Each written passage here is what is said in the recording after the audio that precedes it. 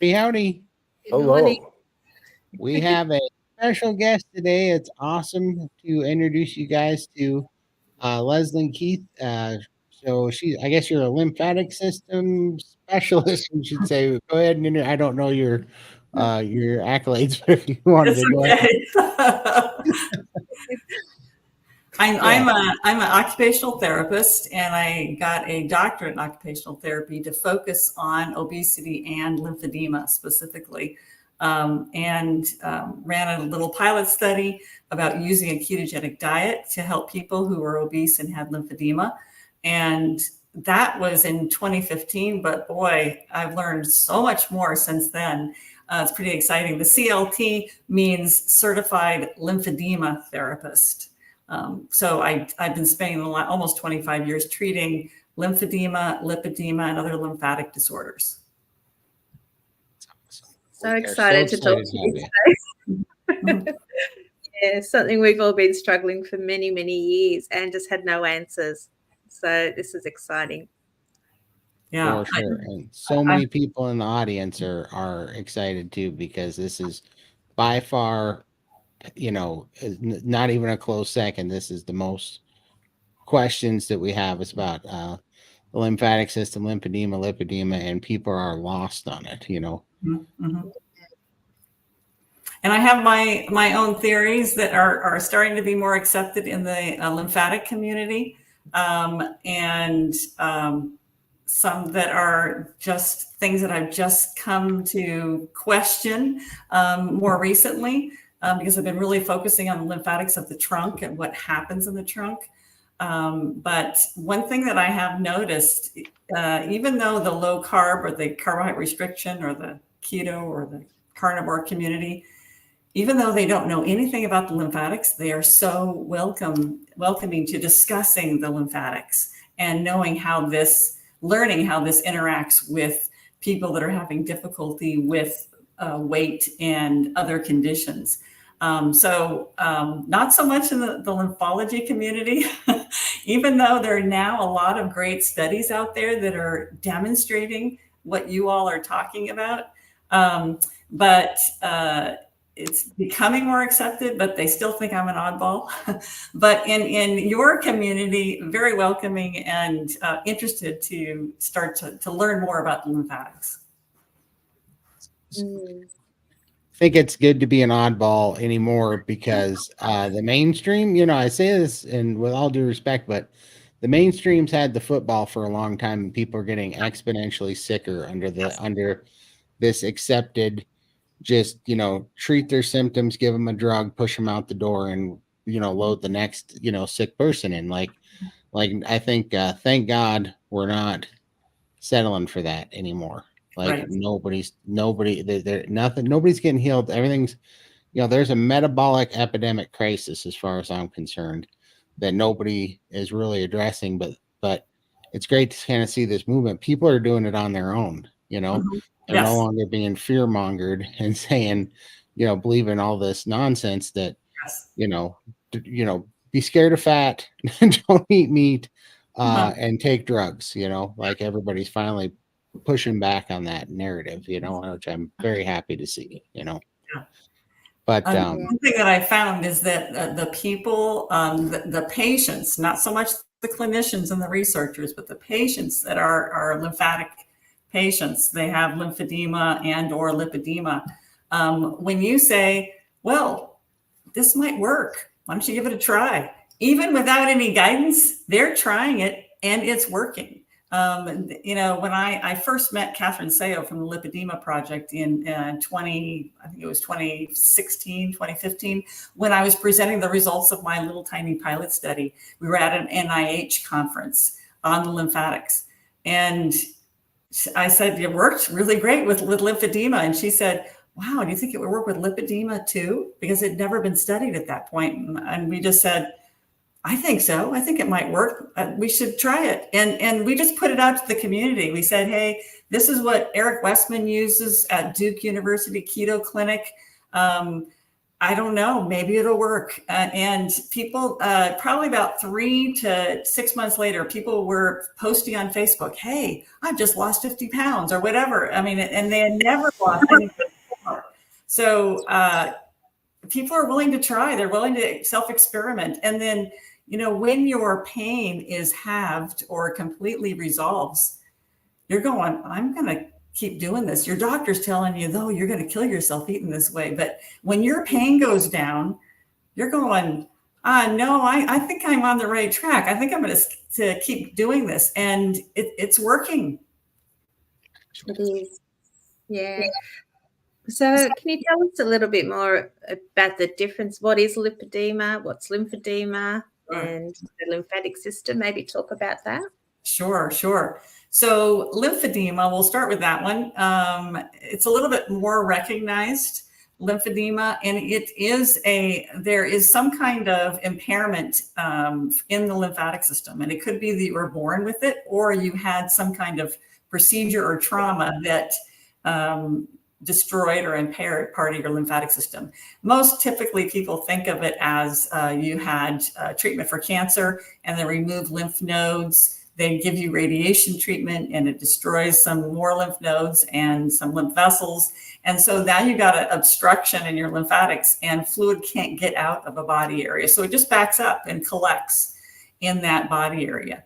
But you could also be born with an imperfectly formed lymphatic system. So it could present right at birth, or a lot of times at puberty is when it starts to really show that you don't have your lymphatics like you should. So body parts start becoming swollen at that point. And so there is a treatment we do for that. It involves massage, compression bandaging, exercise, gentle exercise, just to make the muscles contract and pump the fluid. And you wear compression garments to try to manage it after that. So lymphedema really starts with a fluid problem, but stagnant fluid actually causes fat proliferation. So someone could have just a normal amount of body fat everywhere except wherever they have the swelling in their arm or their leg. Typically, the fluid gradually gets replaced by fat. And so now you try to do typical treatments of the massage and the compression and the exercise, and it doesn't go down very far because you can't squeeze fat out. But one thing that I found in my study with doing ketogenic diet with people who had obesity and lymphedema, that the fat in that body area that has the stagnant fluid does go down with this way of eating. You end up breaking down fat everywhere in your body because you're changing into using fat for fuel instead of glucose and sugar and carbs. So it does work for that. And so interestingly, what happens in lipedema is that it starts with fat. So, and this is pretty much 99% females. And so when a woman gets lipedema, she starts proliferating fat specifically in her lower body. And that excessive fat actually attracts fluid. Sometimes she can actually be diagnosed with lymphedema on top of the lipedema, but it attracts fluid. It's excessively painful. And it's all in that lower body. And now we're seeing it also happen in the arms, but typically not in the trunk, head, and neck until there's also some obesity, and I think some lymphatic dysfunction in the trunk as well that's causing fluid to proliferate there. But you might see a woman who has a very, it looks like two different bodies. Her trunk is one size and the lower body is another size, quite a bit larger. So in that case, you start with fat. It then causes fluid collection. It can't get out of that area. And that also makes it even harder for the fat to get out. In both of these cases, there was an excellent paper that came out about 2 years ago, Tales of Fluid, Fat, and Fibrosis. And it talks specifically comparing lymphedema and lipedema because they both have those three components. But lymphedema starts with excessive fluid and lipedema starts with excessive fat. So we treat them, the standard conservative way of treating them is basically with that massage and the compression and the exercise, but nothing was ever done diet-wise. The lymphology community did not want to talk about diet. And women with lipedema were very discouraged because they've already done the eat less, move more, low calorie, low fat. And all they did was lose the fat on their head, neck, and trunk. The lipedema areas on their body didn't change at all. And now they're even more disproportionate. So, and the pain stayed, and all those other symptoms stayed. And so that was, they're pretty despondent and going, I can't do anything about this. So now, pretty exciting because we just put it out to the community. Give this a try. It might work. And they tried it. I'm so excited that people are willing to try it and we're able to discover it. And now this was in 2015 or so, 2016 or so. So we kind of have quite a few years of trying it. And now we're kind of getting to the nuances and kind of tweaking it and kind of seeing, for this set of people, it might work good to not have any artificial sweeteners. This set of people, it might be better to go all carnivore, all animal sourced foods. We're seeing what works best individually, but under that umbrella of carbohydrate restriction. And now, especially with lipedema, because they don't have an animal model of that condition, there's been studies on people and not just mice. So, and all those studies are showing that of any diet ever used on lipedema, this is the one that works, and the other ones don't. So, so even with those fabulous studies, and there's probably at least a half a dozen of them out there, as well as case study reports and stuff like that. Even with that, people are still resistant, right? And I know you guys have seen that, even with your amazing transformations. They're going, oh yeah, but you're killing yourself. Yeah, it was killing myself before. Yeah, well, that's just the thing. I mean, we answer that back, but Lindy makes the greatest point. It's like, yeah, but we wouldn't be alive right now to kill ourselves with this diet if we hadn't done it. So, I mean, it's just the truth. Now, I heard you say something that really piqued my interest on when you were doing your interview with Adam at Carnivore Today, and you said that insulin resistance can cause a lymphatic issue or cause lymphedema, right? Yes. So interestingly, insulin resistance increases your fluid load. So say you've already got excessive fluid and now you also have insulin resistance, you're going to increase that fluid load. So you now have even more fluid that you have to get rid of, that your lymphatic system is already overwhelmed. It's already leaving it behind. So yes. And so what causes insulin resistance? Eating carbs, right? Yeah, absolutely. and carbs are all plants. So you decrease eating that and you can do something about your insulin resistance and then do something about your lymphedema, right? Right. And that's what drives me crazy about the standard American diet and dietitian diet, information they'd have you to lose weight. They don't directly tell you to eat a bunch of carbs, but they tell you don't eat red meat, don't eat fat, they can tell you all the don'ts. Right. But all that's left is the carbs. And they do sell you to eat plants because they always say eat lots of fruits and vegetables, whole grains. I mean, if any food is not meant for humans, it's grains, okay? And so that is, and they refuse to go back on that advice. The more you discuss it, the more they double down on it. Yeah. Absolutely. Well, and, reading Jason Fung's literature and stuff, and he talks about, how we have an epidemic of obese, like 6-month-old babies now, being born. Yeah. And they should be eating less and moving more. Yeah, right. And insulin resistant, right? Because I think he believes that it's from insulin resistance in the womb. Insulin's not transferable through the to the baby, but the glucose levels are. And so it's a little poor baby pancreas is dealing with that high, crazy level of glucose. So we're having babies come out of the womb insulin resistant, which I think was my problem because I was big from the time I was born. Yes. But, and then I tracked that down too. I'm the youngest of 6 kids, but I'm by far the heaviest. But as my mom's diet got worse and got more sugar, I'm sure she had gestational diabetes. yeah, all the kids got bigger, right? Yeah. And Yes. I was the prize winner there, but it just, everybody got so huge. And I was like, well, clearly this is a direct link to mom's diet and that diabetes and what was happening to us in the womb. And then when we came out, we are a direct representation almost. If you did a pie chart of how much sugar mom was eating, it would correspond with the size of me and my brothers, and siblings as mom's diet got worse. And so I was like, I could literally see in my own family Jason Fung's theory on that playing out. And I was like, holy cow, that's real, Yes. And then and the more and the larger that you get, the more fat that proliferates is causing more fluid to pool, partly because of the insulin resistance, and the other part just because we don't have good circulation with all the excessive fat. So now we're getting more fluid to pool. That's telling more fat to be produced. And so now it's causing this snowball effect of getting you larger and larger with a whole ton of extra fluid. And now we're damaging the lymphatic system. And my new theory is that we're actually damaging the lymphatics in the trunk.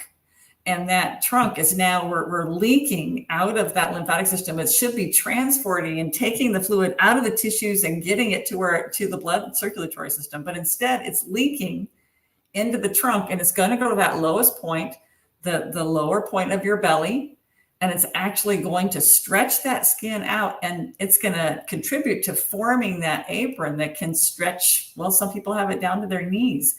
Just the weight of that fluid causing more fat to collect. Come on in, join the party here. And that just stretches the skin out. So you have, it's like, what can you do now? How do you stop that from that cycle from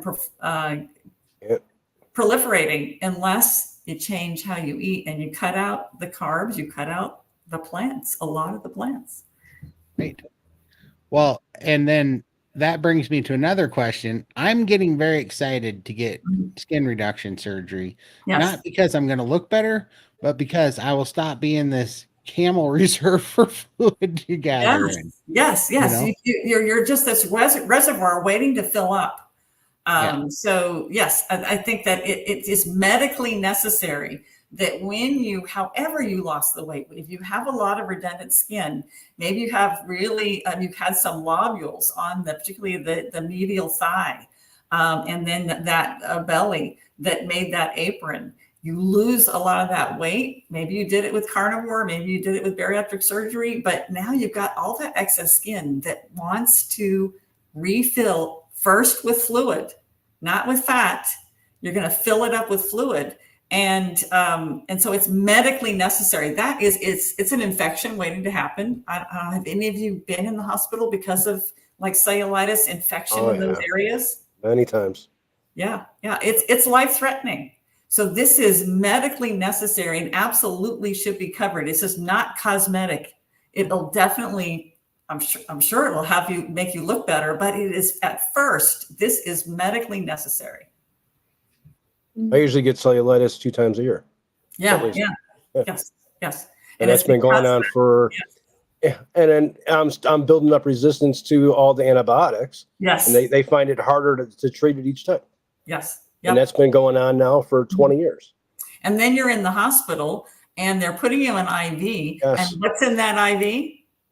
And you're never the same afterwards. Yeah. They put you on dextrose or something like that. So my boyfriend, who eats carnivore as well, in the hospital for a planned procedure, he's super low carb. Then you stick him with an IV that has dextrose in it.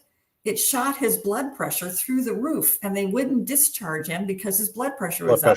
And they're giving him blood pressure medicine. As soon as we figured out there was dextrose in there and we had him switch to a saline only, all of a sudden the blood pressure goes right down.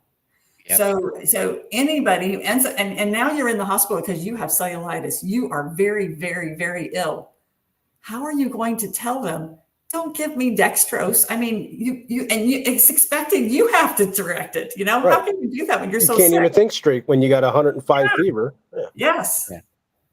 Yeah, that's actually, it's funny that you said that, because I literally just heard a story that echoed that exact thing with another carnivore I know. She got sick, was in the hospital, and they gave her dextrose, and her husband, they couldn't figure out what was wrong, and she was getting like deathly ill. Yes. And they had to take her off of it. Her husband advocated, got it off, and her blood pressure finally dropped once they Yes. took off the IV. Yep. Yes. Yeah. Yeah. So, you know, it's supposed to be a place where you're supposed to be cared for and get healthy, but it is particularly dangerous for someone like us who is a carnivore, because we can't take that sudden onslaught of glucose that we haven't been using, you know, and getting from external sources. It really throws us for a loop.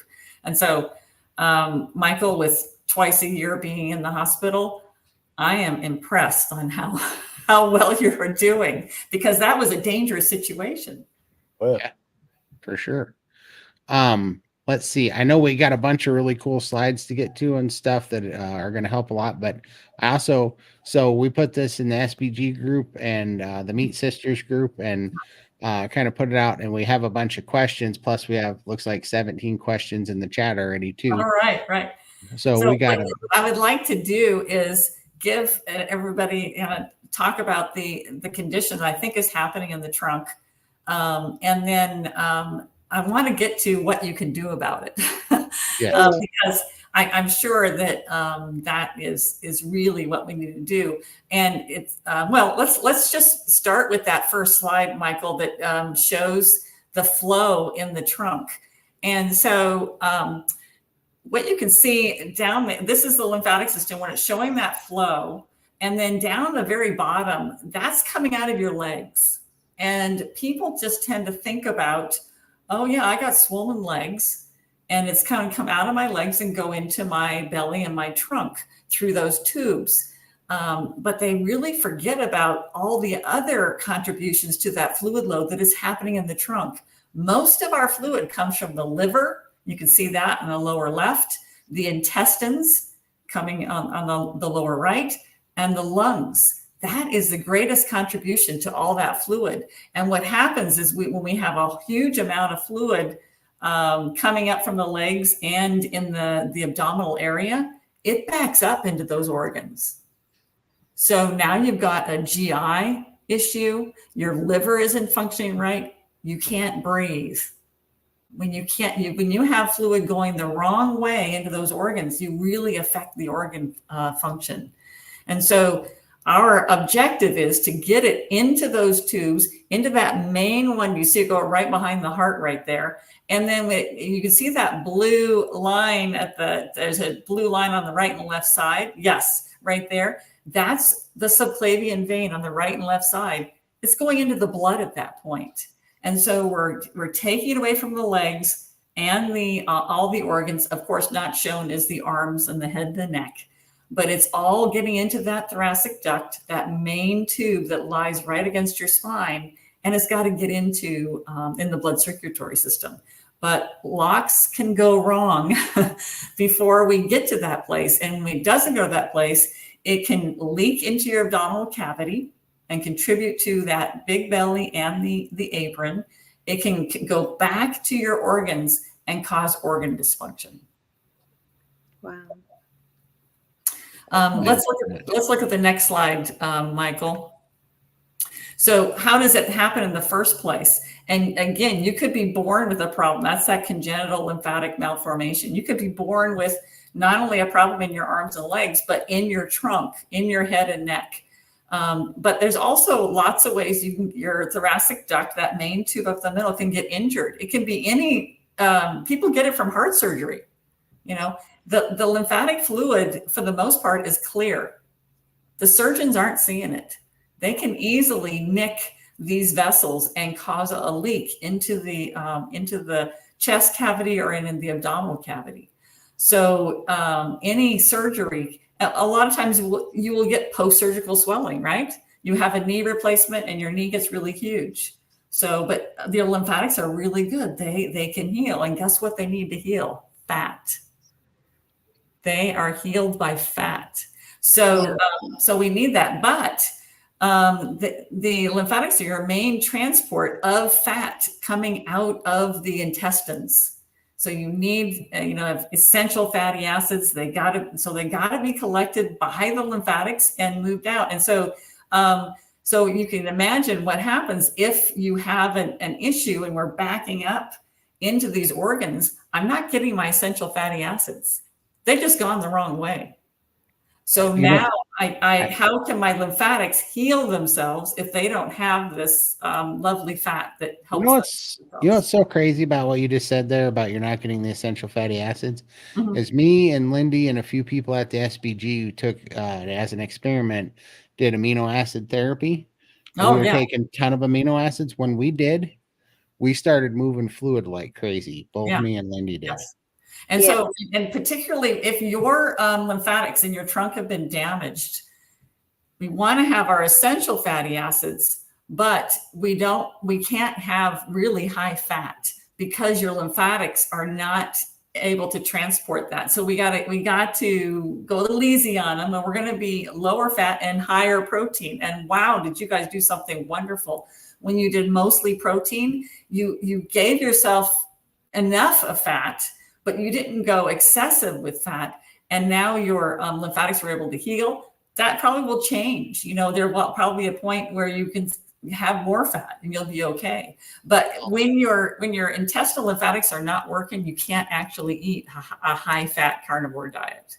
I got to ask you something then, because this just happened to me and this really interests me. So for the first 13 or 14 months of carnivore, yes, I was eating lower fat, higher protein.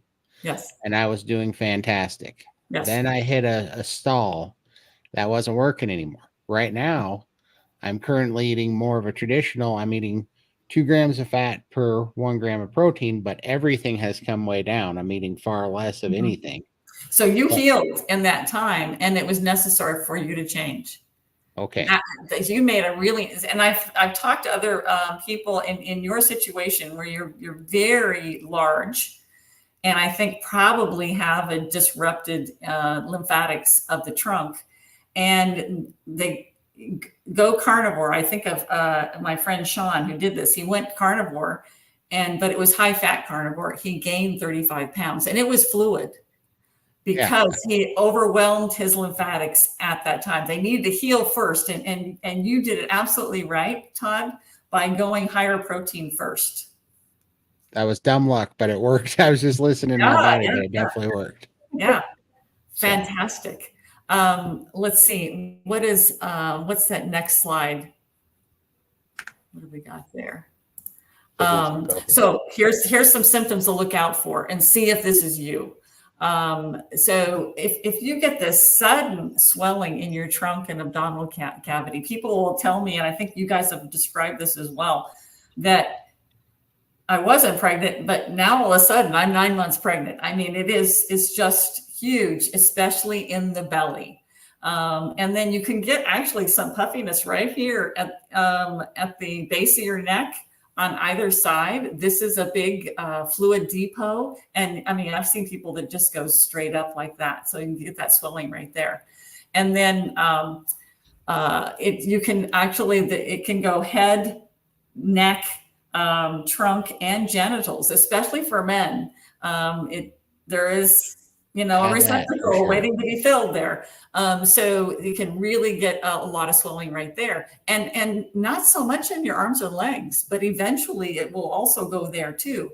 Typically with lymphedema, it starts in your limbs and then you will progress to your genitals and your trunk. But with what I'm talking about, it actually starts in the trunk and spreads out to the limbs. And so when we have it reversed like that, I start thinking about that there is something screwed up with the central lymphatics of the trunk.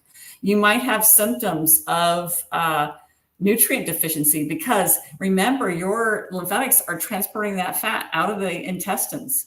And so you're not going to get fat soluble vitamins. You're going to be low in A, D, E, and K. You'd probably be low in choline. So you're looking at all those nutrient deficiencies. And then we already talked about the breathing difficulty because we're backing up into the lungs. Well, of course, you're getting abdominal pain and GI upset because you're backing into the intestines. Just weird trunk pains. Now, your head and neck uses gravity to come down. If you're full right here with fluid, that is getting pushed back up. People get tremendous brain fog and headaches. They can't think straight because the fluid is backing up into their head and neck. And then I really tell people to look for, do you get a lot of swelling in your belly after you eat, after you try to exercise? Some of you might be using a pneumatic pump. It's kind of a mechanical way of massaging your arms and your legs. And then it just kind of moves all that fluid and really bloats your belly. Some people even wear compression garments, and then it just pushes all the fluid and bloats your belly. I've had patients that say, I have to lay down for a couple of days. Any prolonged sitting or standing, I get huge. Yeah. So you'll live your life in bed because that's the only time you can get the fluid to go down. So these are symptoms that you may have an issue with the lymphatics in your trunk. You pegged about 85% of things for me there for sure. Another interesting thing I was going to ask you there when you're talking about kind of the intestinal problem. Since I've been on carnivore, let's go ahead and take the slides off, Michael, and we'll talk. I crave vinegar all the time. Yes. And I started doing it, and it gives me so much more energy. It seems to make me break down and move fat better when I have vinegar. I don't know why. It's one of the non-carnivore foods I eat. Does that make any sense to this? I feel like now. Well, I'm wondering about that because Ben Bickman, in one of his blogs, this is Dr. Benjamin Bickman from Brigham Young University in Utah. He said, vinegar is a short chain fatty acid. So it's like ketones are, So I'm wondering if, you're giving yourself that fat that is actually helping, and it's short chain and medium chain fatty acids don't go through the lymphatics. They bypass the lymphatics and go straight to the liver through the portal vein. That's why it gives me more energy. They're doing something actually to help your whole body, but they're also giving your lymphatics of the trunk a break. That makes sense. Yes. That's huge because I do it because I get so much energy out of it. I feel like 3 times the amount of energy out of the dietary fat that I eat when I eat it with vinegar. And you just pegged it because it doesn't have to go down the lymphatic system. It goes right to the liver and turns into ketones, and that's why I'm getting the energy out of it then. Yes. Yeah. So and I'm just putting that together right now with you. You saying that, Todd, that I'm going to have to add that to my list of, a possible fix of, what people can do. Because we hear it all the time to use that if you have any kind of digestive upset, maybe you're not metabolizing your food good, to have some, apple cider vinegar. I mean, they talk about that all the time. And now I'm just thinking, it bypasses lymphatics. It makes so much sense. You can ask these guys. I've been saying this for 6 months that I have to have vinegar with my fat. Yeah. So your high protein, your amino acids that you were doing, and your vinegar. Wow, this is another breakthrough. This could be something that could really help people. I think so. I'm really loving this conversation because I think we're all kind of finding some of this out in real time, and we kind of have a good test group of people here, and especially in our audience because everybody's going through this. So well, that's incredible. Yeah, it's not something that's very well understood at all. I'm going to show you in some of the other slides. I'm going to show you how we image it, and it's very difficult to be done, and so therefore not a lot of people are diagnosed because they're not getting imaged, and so the only people that are getting imaged, they're taking them straight into a surgical procedure and they're saving their life, but that's such a small group, and so they really don't know all of the potential people out there that are having issues with their central lymphatics that are contributing to a host of medical conditions. And so there's not a lot talked about this, but I think that there is. I do a lot of stuff with Kelly Bell, who he figured out what was going on. He's an engineer and he was in the Coast Guard. And he figured out, because they injected plastic into his lymphatics, it was supposed to treat reflux, but instead of going to his esophagus, it went to his thoracic duct. And so he is a meticulous self-researcher, and he's figured out a lot of this stuff. And because for years and years, they didn't know it was a lymphatic condition, he's figured out a lot of non-invasive self-management techniques that have worked for him. And now we're putting it out to the community and saying, we don't know, but you might try this. We might try the apple cider vinegar. Yeah. You might, so because we're not sure what can be done. This is something that, I mean, you're talking about something that I've just been talking to Kelly with for like the last 4 or 5 years. And then we're starting to, well, I do this and it seems to help, and I do this and it seems to help. But everybody is so different. So I'm going to give you a variety of strategies that you could try. A lot of them, hopefully in conjunction with a really good, like a functional medicine or a naturopath type of a practitioner that can monitor you and help you through the experimentation, because we really don't know. We're trying stuff out because people are suffering. They need help. So bad. And I think you were so right when you said this goes so underdiagnosed that people think it's a weight problem. They treat it as a weight problem. Yes. And then you pegged me, because I've lost, 300 pounds twice in my life before by always a starvation diet, like not eating for 17 months. Yes. And as soon as you eat, it comes back on, the fluid comes back on, and you just get hammered. Yes. And it's just like, it's never calorie restricted. It's never the answer. It never has been. And so I think starvation is not sustainable. No, it is not sustainable. And, and we're asking people to really harm themselves, because eventually you have to eat. And so that weight goes up and down, and this is harming them. And we're telling them that's the only way. It's unconscionable. For sure. Well, this is incredible. Do you want to keep going through the slides before we answer questions? Let's go to the next one, Michael. Yeah. So we looked at those symptoms. Okay, and I just wanted to show, this is a woman who had a bona fide central lymphatic issue. They said you're just obese, okay? But just within a couple of days, and she got even much worse than this. But do you see how that chipmunk look there? Because this fluid wants to come down here, but she was so full here, it couldn't get out. And so it's building up in there. And so you will see that facial swelling, and you will see, I think that a lot of people, they're taking, as you did, Lindy, they're taking those pictures of your face, and they're seeing, the face slimmer, face bigger, face slimmer. And then they're thinking, oh, okay, I must have weighed more right here, and now I weighed less there. I mean, definitely as you lose weight, your face slims down too. But if you get that up and down look, it's not all about whether or not you weigh more. That's fluid that's backing up into there. When it fluctuates like that, that's about fluid backing up into there. Let's go to the next one, Michael.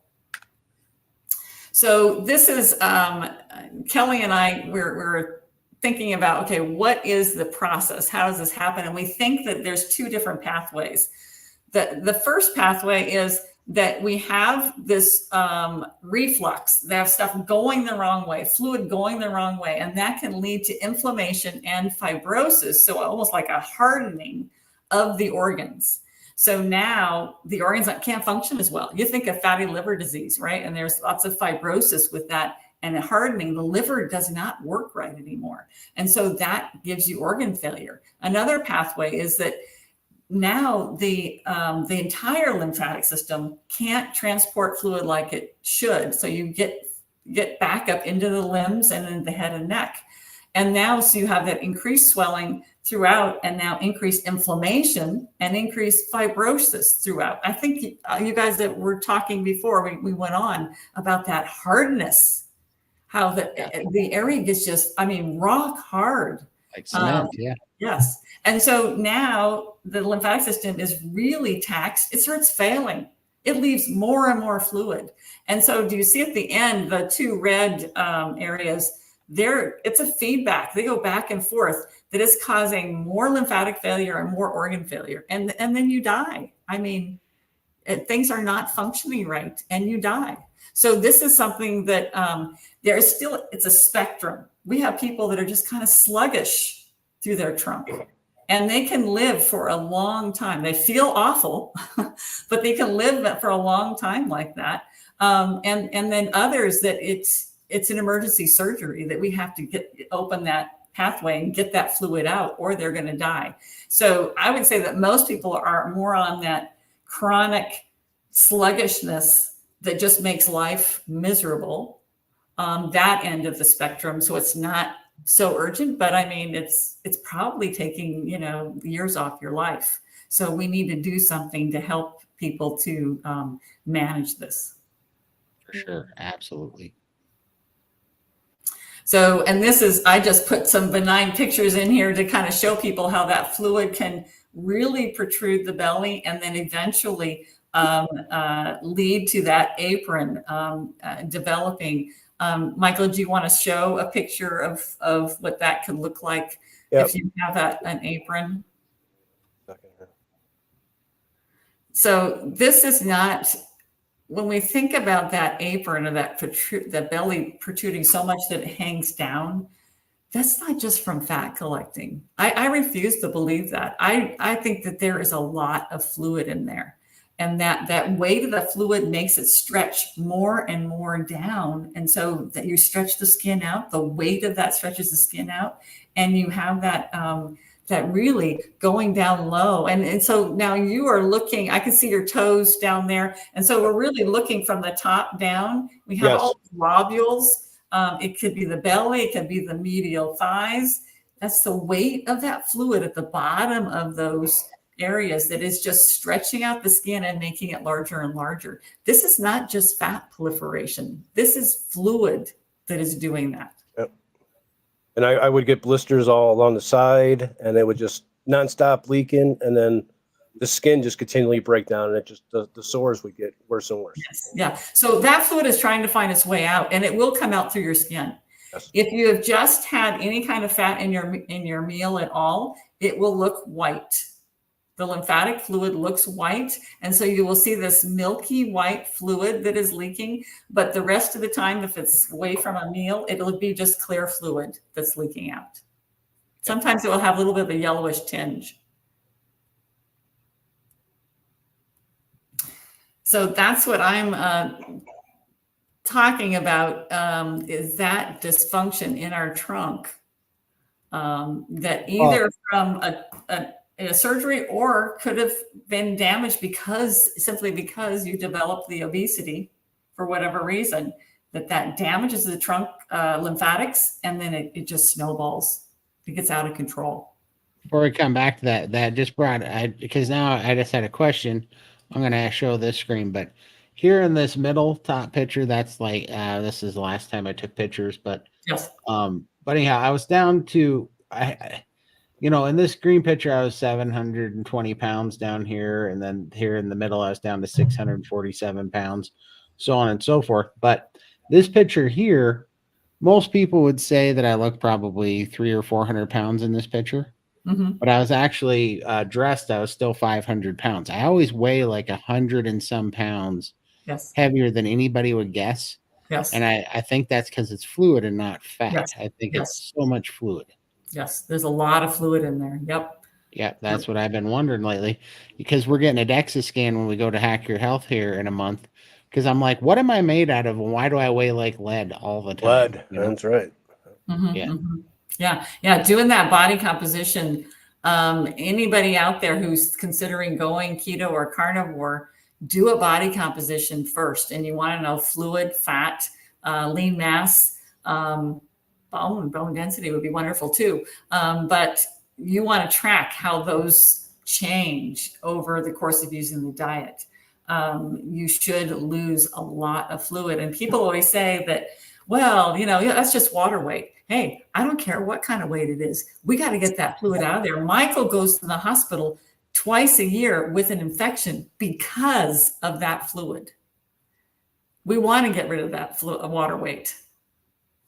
Absolutely. Yeah. And that's why the next person I hear say, "Oh, you didn't lose fat, you just lost water weight," I'm going to punch him in the mouth. It's not a just. This is as important as losing the fat. Yes. Exactly. It's so crazy. For sure. Should we go back to the... Yeah, what's up next? Okay, so this is, and I want people to think about what other conditions are you diagnosed with? Because do you see how a lot of these involve the organs of your trunk. So do you have congestive heart failure? Well, it's probably because fluid's going the wrong way into your heart. Do you have kidney failure? Do you have respiratory or pulmonary disease? Irritable bowel disease, fluid going the wrong way into your intestines. Chronic liver disease. Chyloptysis is very interesting because when we got fluid going, when we got chyle or lymph fluid that has fat in it, when we got chyle going the wrong way into our lungs, you cough up sputum that is absolutely white. It should be yellow. And that white sputum is probably chyle that went the wrong way into your lungs. So that is often diagnostic of a central lymphatic issue. Fluid going wrong way into the uterus and getting endometriosis. Just general aches and pains, and you might get diagnosed with fibromyalgia. We're thinking it's also why some people get that prolonged long COVID. And this is just the tip of the iceberg of a lot of those conditions that you could be getting. They're saying, oh, it's because you're obese. No, it's because your lymphatics are screwed up.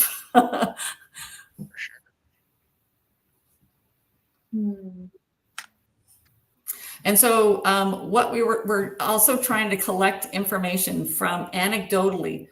What are the lab tests? What are the blood tests that might show that there's an issue with the lymphatics of your trunk? Well, in the literature, the researchers that talk about this condition, they talk about the triglycerides going really high. They're usually over 240. But it's not that isolated blood number. It's in combination with other stuff. And so when you look at all those tests that test your liver function and your kidney function, when that starts going wrong, that could indicate a lymphatic disorder. We just had a woman we know she had a central lymphatic issue, and her estrogen was through the roof. Why? I'm not entirely certain, but she had super elevated estrogen and super low iron. We're also finding that the lymphatics are needed to transport a lot of these minerals. And if they're not transporting them, it's very, copper is a big one that people end up being low in copper. Now, chylurea, I think the next slide, let's talk about that one. Because remember, chyle is that milky substance that that comes out of your intestines. It's the fat that you're being transported by the lymphatics. It should go to your blood right up below your collarbone, but it's not in this condition. And if it's backing up to your kidneys, you will have chyle in your urine. You should never have any chyle in your urine. So if you are getting that back up into the kidney and you have chyle in your urine, that's pretty much diagnostic that you have an issue. But the thing is that just because you don't have chyle in your urine doesn't mean you don't have an issue, because the issue might be higher up. It might instead be going to your lungs and back up in there and not backing up into your kidney. So, but this is one way. If you do this test, it's just a urine test. If you do this test and there's chyle in your urine, that is diagnostic.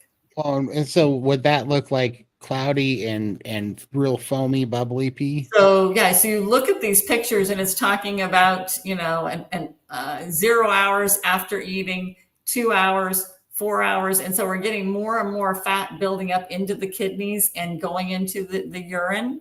That's what it would look like. Yes, cloudy. Yeah. but then getting worse and worse after you've had a lot of fat in your meal. It'll have a different odor, not the odor that you would expect. And yes, that foamy bubbly that you're talking about. Yeah.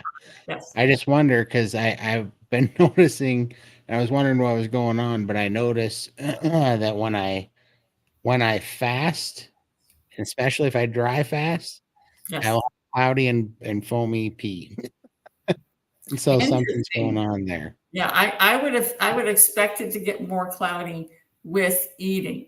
So Right. that's interesting. So I mean, you can see there's more we have to learn. That a lot of the things you would expect don't happen. So you're trying to figure out why not. Let's go to the next one, Michael.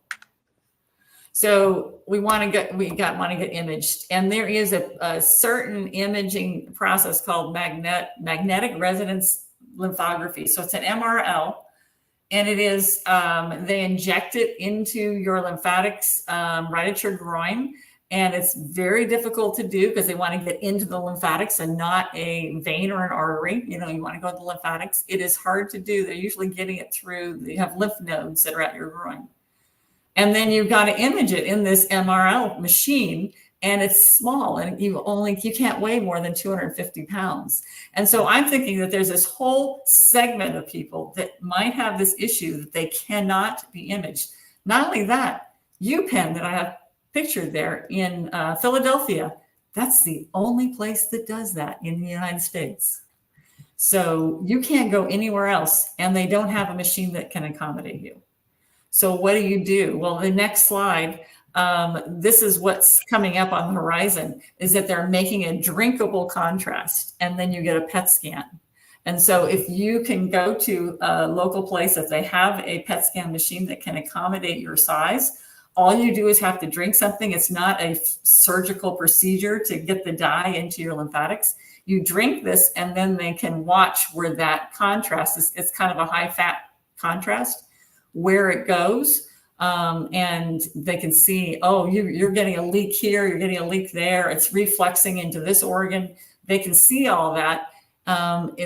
We're hoping, actually, Dr. Itkin at UPenn is going to be doing a study on this. They're developing the contrast, and it's sometime this year they're supposed to be doing that study, and then it will be available to people. So if you can't get to Philadelphia, or if you can't fit into the machine, this might be a way that you can get imaged. But still, there's going to be a lot of people that still can't do that. And so when I'm working with Kelly, we're just saying, let's just go by symptoms, and let's try some things that are non-invasive, like eating a high-protein carnivore diet. and see if that works. And people are going to have to self-experiment, hopefully with some kind of health care provider monitoring them. I'd love to see this. I'm going to be excited when we start getting more information on that dye test. Yes. Yes. So this is, what we've come up with so far. So lots of nutritional strategies. Main thing is to restrict carbohydrate intake. However you are on that spectrum of restricting carbohydrates, there has been studies on mice that shows that the lymphatics get so inflamed, get so swollen, that they transport 50% less fluid in the response to eating a high carbohydrate diet. So the single best thing you can do is decrease the carbohydrate, and this low fat dieting is killing our lymphatics, because the lymphatics the larger ones actually have ability to pump. They have this internal contraction ability, and they contract faster in response to dietary fat. So it is my belief that it's healing to the lymphatics, as long as they're not so impaired. We don't want them to be overwhelmed with lots of fat, but they need those essential fatty acids. So however you're going to restrict those carbs and get enough fat, you're going to do exogenous ketones that don't use lymphatics but give you energy. Might be a way. Apple cider vinegar might be a way. And there's a couple supplements I'll show you in the next slide. Breathing, we've seen with imaging that the action of inhalation and exhalation causes our lymphatics to pump faster. So we recommend a lot of deep breathing exercises to get those lymphatics pumping. You ever try Wim Hof breathing? Yeah. Yeah. And there are people that do that. Absolutely. And again, because that Wim Hof breathing, it can, do various things, get you to be overheated when it's really cold. So I always tell people, don't do that stuff by yourself. Make sure there's someone with you and have some guidance. But I think there's breathing can be a very, very powerful way to help you manage this kind of condition. So absolutely, Michael, experiment. That's how I started this thing, was doing, because I was on oxygen. So I started doing Wim Hof breathing early on, like within my first 2 weeks of carnivore. Yes. And lo and behold, my legs used to be my calves were over 36 in diameter, each one of them. Yes. And I'd have to tie a rope around my ankles to lift it up on a footstool because I couldn't lift my legs. Yes. And it was miserable. And then that would make my knees just kill me to have my feet on a footstool. Yes. It's a whole problem. I started doing the Wim Hof breathing, and I didn't realize till later it was moving the diaphragm that was loosening up that that jam in my waist and stuff. And it was helping the lymphatic system move. And I didn't realize that, but I was going to ask you that, because this is just my pure intuition of working on things, that the things that I felt, because I was going to ask you, these are the things that I felt did the best for me, and I wanted to know if they made sense or if it's just in my head. Yeah. So I finally got a bed that raises the feet, and I love to sleep with my feet above my head. That was number one that I think does a lot. Number two was the breathing. Number three was number three most effective is long fasting, like over 70 hours. Yes, because it's unfortunate that something that you need, food, can actually exacerbate what's going on. And we thought, let's just restrict the carbs, fill in with fat. That should be okay. But some people, when they get advanced issues, no matter what they eat, it causes their belly to bloat, and it causes extra fluid load. And so the only thing that works is fasting. But sooner or later you have to eat. So we hope that it's more keto carnivore when you do eat. Yes, you're absolutely right. See, Todd, you figured out a lot of the stuff on your own. So the fasting, and then Lindy and Michael introduced me to my shake plate, which I now love. And I stand on that shake plate and I do squats, and then I do calf raises, and those seem to help a ton. And I do those. So when you see down there below on that last bullet, one of those things is vibration. Yeah. And yes, we're absolutely finding this anecdotally. And it could be, maybe you can't stand on a vibration plate. Maybe you sit on it. Maybe you just put your leg on it. Maybe I have a patient who has it looks like a heating pad that vibrates, and he puts that across his belly. And he's losing measurement. He's measurable, going inches down, but just by putting this vibration on his belly. Well, when I first started it, one of the most effective ways to use the vibration plate was actually to lay on the floor and put my calves on it, because that's where I had it all.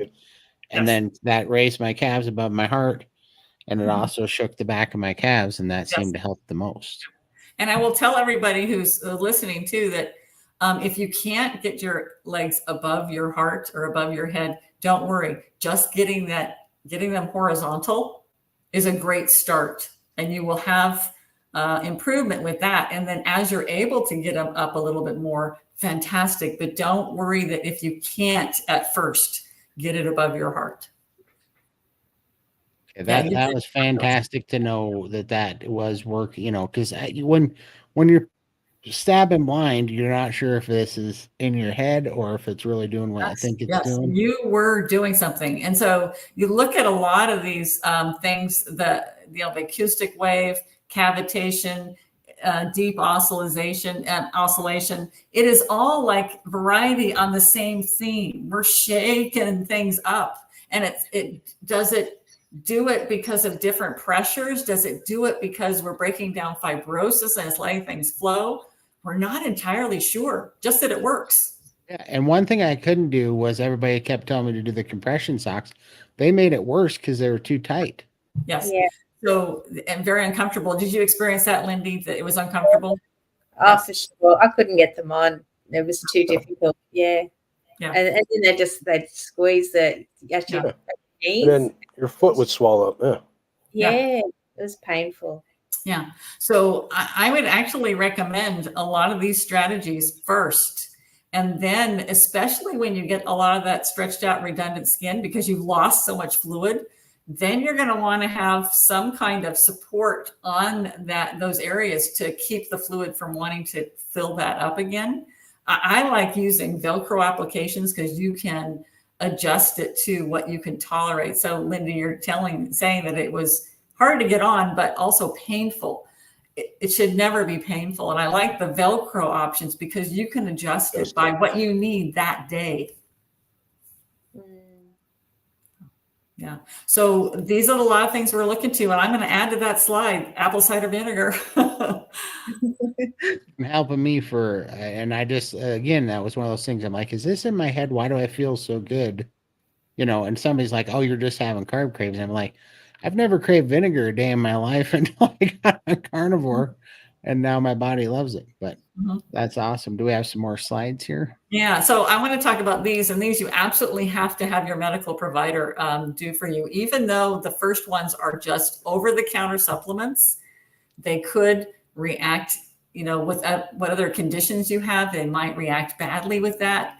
You might interact badly with some medications you're taking. So even though I'm putting these up here, you can't just go out and buy them and start taking them.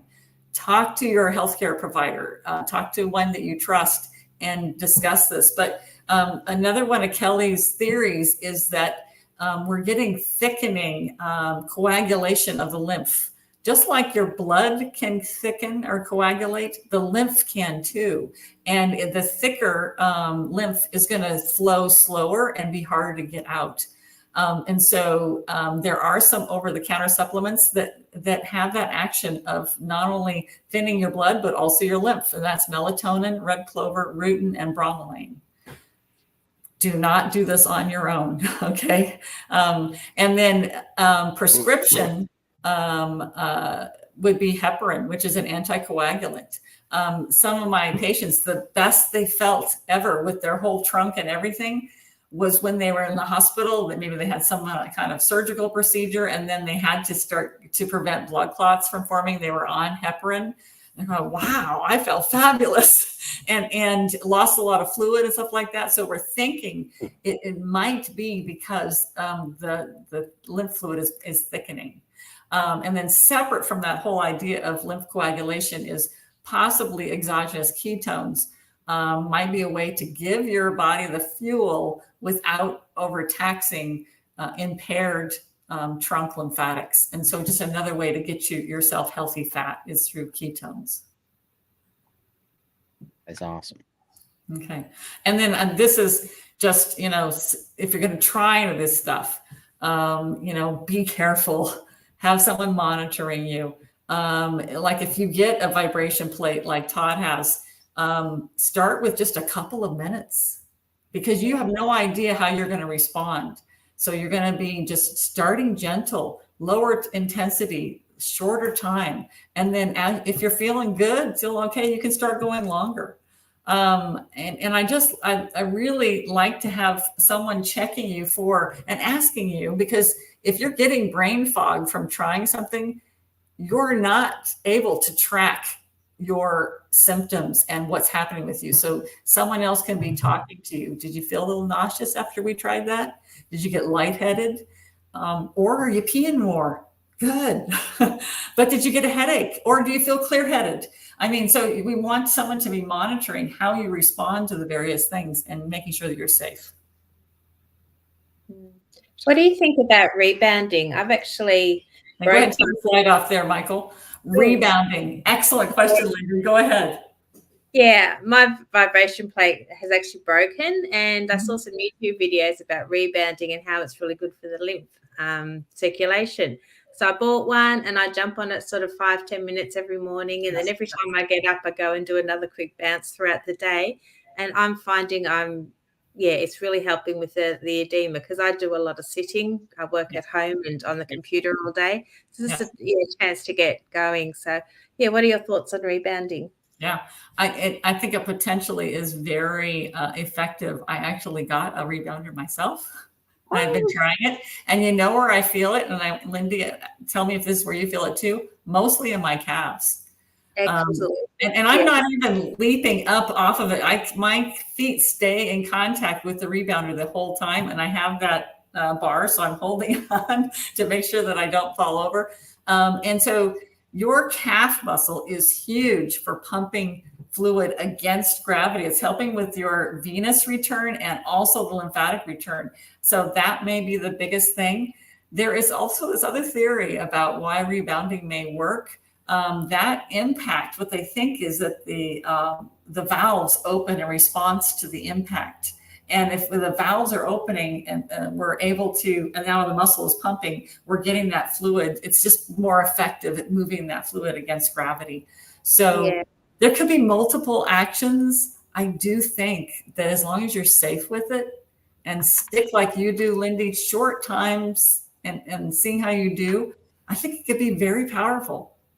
Yeah. Well, obviously at 800 pounds, rebounding was not for me. Yes. But now further on in my journey, I just wanted to up my game a little bit, and rebounding works for me now. Yes. So I still use both. I've still got the vibration plate, but I can't stand on it or do anything because it's broken. But it has kind of optimized my carnivore journey and really helped the lymph. Yeah. I think that is super important what you said, that when we first start this journey, it has to be all about diet. Yes. Do not even think that you have to start exercising at that point. Once your pain goes down, once your size goes down so that you're physically able to be more mobile, then you're going to start adding some movements. Don't even worry about, I do not recommend my patients go straight to the exercise component.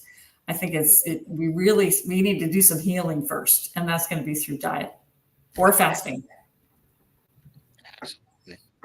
It's, I couldn't get off. I was stuck in a recliner for 2.5 years. I couldn't move. Yes. Yes. Yeah. But I mean, I could 6 months. I lost 205 pounds and was off oxygen. So it's just, carnivore for where we were stuck is just, it gives you options again to start doing some healthier movements and things, but you can't exercise your way out of that bad diet, it's impossible. Don't let anybody guilt you into that, saying that you have to do that. This is, and it's something that hurts, stop. So we do not have to have pain to get better. So, yeah. All right. Well, I think we're in a good spot now to start on questions, because I think we got a bunch of them. You are a hit. We have like over 50 questions now, I think. Okay. Sorry. So no worries. So I was going to start with the first one because I didn't write it down, but I took it off my phone, so that I'm just going to read it. We have a subscriber that wants to know if you can exercise, if exercise will eliminate or at least improve lower lymphatic swelling. So, yes, when you feel capable of doing it, and even if, say, you're in your recliner and you can safely, without pain, just point and flex your ankle and use that calf muscle to help. Now, if you've elevated, so even if you only get to this far and you're not even all the way up to here, but you're not in that totally dependent position, you're up. And now you're doing point and flex, you're activating your calf muscle, or maybe you can't even do that. Just do isometric. Someone pushes on the top of your foot and you try to push against them gently. So even those little muscle contractions are going to help your lymphatics move up your leg. Or even just rolling your feet. That's what I do. I do the pedaling and while I'm sitting here, and I roll my feet around. Yes. And you'd be surprised how much that helps. Yes, absolutely. Absolutely. And we were also talking about breathing. So do some deep breathing, as you guys already do. I posted the link for Wim Hof, the beginner's guide in here. Yeah. Yes. Very good. Very nice. Hey, do you have that? Yeah, there you go. I do. You are the man. Do you want to read it? I don't have glasses on. Yes. Have you heard about? Oh, sorry, my camera's in the way. Shoot, hold on. Sorry, let me put this on the other screen so that I can see it. Oh no. And I can read it. So have you heard about the research done by Dr. Joel Wallach and Dr. Gerard Strauze on selenium and how it strengthens the immune system? I believe these are some of the issues that respond well to selenomethionine supplements, as well as fibromyalgia, cystic fibrosis. Do you know? And this is so interesting. I had not considered that, and thank you for bringing it to my attention. But women with lipedema are known to be, a lot of them, a big subset of them are low in selenium. And they are told to eat a couple of Brazil nuts every day to try to increase their selenium. So yes, I do believe, and our lymphatic system is our immune system. So you may have something there. And I thank you for bringing it to my attention. And I used to have seriously swollen legs. And when I quit eating sugar and tortilla chips, the swelling went away. Yes, I've just found that anecdotally on so many people. There were occasional foods that would make it happen again once in a while. But since I went on keto, they stopped swelling up. Yes. Since the swelling has gone away, though, my shins are very red and look terrible. The skin almost feels like leather. Do you know anyone healing this with the carnivore or anything else? So you may have your veins were impacted as well as your lymphatics. And so now it's just more visible. You get a lot of that swelling out, and now we can really see what's happening with your veins. And so your veins will likely need some support. But yes, there is research in animals that shows that those carbs actually make your veins and your lymphatics leaky. And so by eliminating those carbs, as you say, you got better when you cut out sugar and you went keto. So you can heal. I don't know if what you have is going to be completely reversible. It may be that you always need some support for those veins. So you might always need some kind of compression stocking or something like that. But you can get better. Stay off the sugar and the carbs, and that will improve. But what you're describing sounds like it's veins. I had the redness in the front of my shins as well, almost purple in color, and that is slowly going away. There's still a little bit of discoloration, but not as bad as it was. So I'm confident if I continue doing what I'm doing that it will get a lot better over time. Yes, absolutely. That's wonderful news. Let's see, my 14-year-old daughter had cancer when she was 1 and has been off therapy for years. They just did a repeat MRI to check for relapse. I'm not sure what that says there. She had an area that kept painfully swelling up and feels like a lump. Scan was clear. The initial ultrasound looking for a hernia. And I'm wondering where the area is. Can you tell where that was? Because what happens a lot of times when you've had a really bad illness, your lymphatics have been stressed because they're the immune system. Your lymph nodes can enlarge, and sometimes they don't go down, and you can have permanently enlarged lymph nodes. So that might be what that is. Let's see. And so in November showed only a lymph node. I'm thinking it's functional, but it's larger than usual. Usually we can't see or palpate our nodes, but after an illness or a huge stress, it might be always enlarged. Gynecologist agreed when I asked about possibility of a blocked lymph tissue, but she only sent referral to urology. How interesting. So can I tell you that physicians only, they get about 20 minutes about the lymphatic system, about as much as they get about nutrition, right? So, wow. Yeah, they don't know it unless they go into oncology. They really don't know anything about the lymphatic system. It's not their fault. It's a failing of medical schools. And so this person got sent to urology. I was just watching a playback and heard Dr. Chafee mention lymph system is somehow related to fat. Yes, because it transports all that yummy fat. I love Dr. Chafee. He's good. Yeah. We are a carnivore family of 6 months. Oh, yay, for the whole family. I'm wondering about you guys. I mean, does your whole family eat that way? Or is it just you? My husband does, and one of my daughters is low carb. The other one's not. So working on it. Yeah. My brother went carnivore and my sister went carnivore with my mom still being stubborn. But Yeah. How about you, Mike? It's just me. Just you. Yeah, I'm just carnivore. You're the black sheep. Let's see. It's helped her to gain about 10 pounds of much needed weight. Is it possible our body is trying to flush out the old chemotoxins? Absolutely. Is it related to fat, or did I misunderstand? If there's a clog in the lymphatic system, how do we help it out? And so I think you guys have probably talked about this, how eating keto and carnivore is not a weight loss diet. It's a weight regulation diet, right? And so some people, and this person, she just gained 10 pounds because she needed it, right? Yeah. And so it's not like, I've had patients tell me, well, I can't keep eating this way because I'm just going to waste away. Right. I mean, that's what they're worried about, because there's so much hype in the media that this is the best weight loss diet ever. And you guys are losing hundreds of pounds. Yeah. So people are worried about that. That won't happen. You get to what is your body wants for health. It's weight regulating. And absolutely, chemotoxins can stay in your body for a long time. They're stuck in your liver. They could be stuck in your nervous system. And so this is a way to help get those toxins out. She might also benefit from lymphatic massage to help get the toxins out.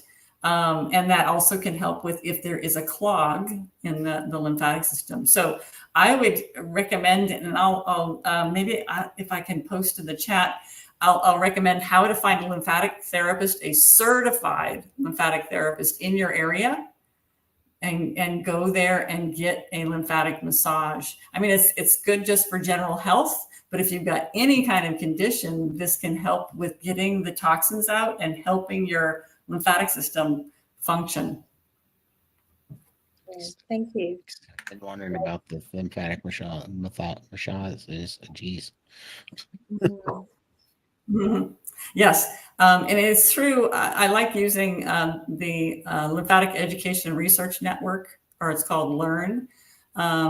They do a lot of stuff with education and research in lymphatics, but they have a kind of a one-stop shop of finding, put where you live and then who are the certified therapists in your area, so that you can get help. Sometimes they're covered by insurance, sometimes not. But I would highly recommend if you're having what you feel like is a clog or a buildup of toxins, going to a certified therapist would be beneficial. There are some who work in home health. You're homebound, have someone come to your house. Awesome. Okay, does liposuction damage the lymphatic system? So traditional liposuction very much can. But now this is something that we do a lot for women with lipedema, and they have all that excessive lower body fat. Before we figured out 5 or so years ago, before the global community found out that keto and carnivore would work, a lot of women just went straight to liposuction. And they have a technique that was developed in Germany called lymph sparing liposuction. You need to go to a plastic surgeon who has experience in working with lymphatic disorders like lipedema. And I would even get a consult with 2 or 3 before picking your surgeon.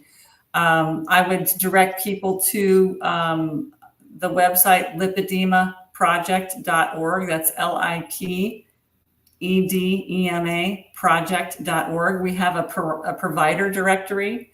There's a map of the world, and then on the bottom you can look at therapist, surgeon, doctor. You want to click on surgeon, and then see if there is a surgeon near you. Most, because there's not that many that I've experienced with lipedema, or just getting a liposuction when you have a lymphatic condition, you might need to travel. So consider that. And I would highly, highly recommend that you want to do a healthy carbohydrate restricted diet prior to surgery. And then after surgery as well, too, because it'll decrease your chance of getting an infection. You'll heal better. There'll be less post-surgical swelling. So it shouldn't just be that surgery in isolation. You need to have, it needs to be a holistic approach, and diet is a big part of that. I love Dr. Nadiv Shapira. He's in, I think, Rhode Island. He promotes a ketogenic diet. So, going to someone like that has experience with lymphatic disorders and promotes diet, good choice. Wonderful. Get the next question, Michael. Yep. Update. Yeah. My question. Okay. This is very good. Yeah. What's the difference between lymphedema and lipedema? Is there a difference, a symmetrical swelling? And that I did not talk about that in the beginning. That is an excellent point, whoever brought that up, because lipedema, that disorder that starts with excessive fat, is symmetrical. Now, once you get an extra fluid load, then it can become asymmetrical. One leg can be bigger than the other, but when you're just starting, it's just lipedema without a lot of swelling, it's symmetrical. Lymphedema, when it happens in both legs, they are never the same size, unless the lymphedema is because of organ failure. You're having liver failure or kidney failure or lung or heart failure, and then it will be a very symmetrical swelling. But a lot of times that's a kind of a shiny leg. If it's due to just because of obesity and being overweight, symmetrical, and the skin can get very shiny. But lymphedema, say because of an imperfect lymphatic system, or because you were you had cancer treatment, you might have it in both legs, because like you had ovarian cancer or prostate cancer or something, you got it in both legs. One is always bigger than the other. So when you have that asymmetry, I would lean towards lymphedema. But if it started out very symmetrical and then became asymmetrical, then I might think of a combination. And you're a woman, I might go to a combination of lymphedema and lipedema. Interesting. I find my left side is larger than my right, my leg and my arm. Oh, and their arm too. How interesting. Yeah. Yes. Yeah. And so, consulting with that certified lymphatic therapist or lymphedema therapist can help you tease out, because they do a full history and they're looking at, well, did you break that arm? Did you, you get to, when you put that whole history, then you say, oh, okay, I think this is what's going on. Lymphedema therapists, we're like detectives. And for me, I love doing the initial evaluation and working with the patient to kind of solve the mystery, right? And put together what we think is happening because we're experts in lymphatics and you are expert in your own body. So with that partnership, we can a lot of times figure out what's happening. Yeah. It's just a matter of finding someone who is happy for you being on a carnivore diet, because you're always, it's a bit taboo.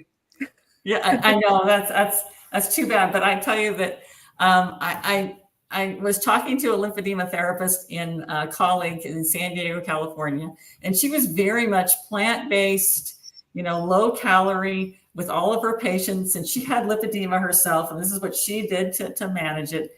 And over the years we talk. And I just saw her give a presentation at a lymphedema conference. And she said, so for lipedema, we're really thinking that it worked best to have an anti-inflammatory, ketogenic, or carnivore diet. This is someone who had been a vegetarian. Wow. So they do come around. you don't push it. You just keep talking about it. And then they come around. They eventually see that it's better for our bodies. Yeah. Oh, that's good to know. Yeah. Nice. Everybody watching this happen that has told us we're going to have a heart attack, a stroke, or get colon cancer, because I cannot wait to get down to 200 pounds, get the skin cut off, and 5 years from now still be here, because it's going to be we all should have been dead 10 years ago, right? exactly. I was So wondering about water intake, yeah, and if doing some dry fasting would help. So interestingly, your water intake, a lot of people think, well, I got a swelling disorder, maybe I should have less water. And actually, if you drink less, if you dehydrate yourself, your body gets worried and it starts holding on to that water. So you'll have even more water retention. It's just like if you become low salt, you swell because your body's trying to find a way to conserve the salt, right? So I think it is much harder on you to be dehydrated or low water and low sodium. And some of the very, very good textbooks on lymphatic disorders say that it is absolutely wrong for our patients to decrease their water and their salt intake, because most of us are told, don't have salt, it makes you swell, right? Well, only if you eat carbs. Right.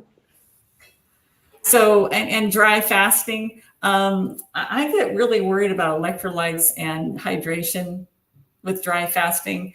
What's your guys' opinion on that one? So I've gotten kind of addicted to it because I do a lot of fasting. I eat 84 hours, so I eat in an 84-hour window, and then a week, and then I fast for 84 hours a week. And you don't drink anything? Well, no, I do, but I dry fast for 24 hours, and then I drink for 24 hours, and then I dry fast for 24 hours. Okay. And I would just recommend people, they get the help, the guidance with someone like Jason Fung, or someone who is, cognizant of fasting and making sure that you're safe. Well, I got to shout out the SBG's Steak and Butter Gang. We're all members of the Steak and Butter Gang, and they have a protocol there about priming. And primed fasting is way better than any. I used to white knuckle fast, and it was pretty terrible. Now fasts are easy. Basically, it's nourishing the body before you try to fast. So heal the body, get all your electrolytes, get in a really good position. I primed for 6 months and gained 20 pounds of muscle and healthy body tissue before I ever started doing that. Now it's very easy, so I'm very comfortable doing those. But it's why I only do a 24-hour dry fast, because then it does start to wear you out of electrolytes for sure. Yeah. Very good. My father suffered from lymphedema. I'm worried that I also suffer from this as I age. I was starting to get some leg swelling before turning to a low carb lifestyle. My question is, does a whole body vibration plate like the ones LifePro makes really help the lymphatic system? If so, how many minutes do you recommend a day? So you could have something hereditary, or it could be just that your style of eating was the same as your father. And so you started getting swelling as you got older. Yes, our lymphatics age as well. I did a lot of work, and there's actually been some study by using vibration plates with lipedema, but I don't know that they've done it with lymphedema specifically. But anecdotally, hearing really good stuff with losing fluid, increasing bone density, improving your lean mass, and lots of great things happen with vibration. I can't tell you how many minutes or what setting to do it, because everybody is so different. And of course, there's a few cautions on that. Like if you have a metal plate in, a knee replacement. I mean, there's some couple of cautions that you need to take. I think that the LifePro website is excellent and gives a lot of information. And they got a lot of exercises up there too that you can do with it. Yeah. So look at that. I'm sorry, I can't give you more guidance than that, except for that the anecdotal reports are fabulous. Thank you for taking the time with us. Hey, it's been fun. Once when I got I think a massage, the therapist suggested a lymphatic massage, but can't find a therapist in my area. Also, when I get a pedicure, it really hurts when she massages my leg. That kind of sensitivity and tenderness to touch could be lipedema. It could be that you're just so swollen that it becomes tender when you're so swollen.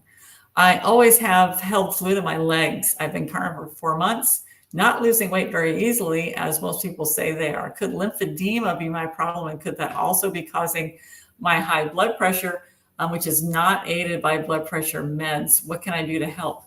And so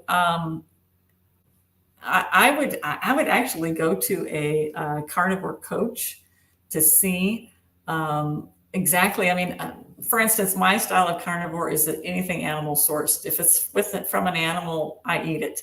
But some people don't do well with eggs. Some people don't do well with dairy. I mean, so there's a lot fewer foods in a carnivore lifestyle that you probably have an intolerance to, but you still could have a problem with some. And so working with a professional, you might find what is going to be a way of tweaking the diet that is particularly suited to you.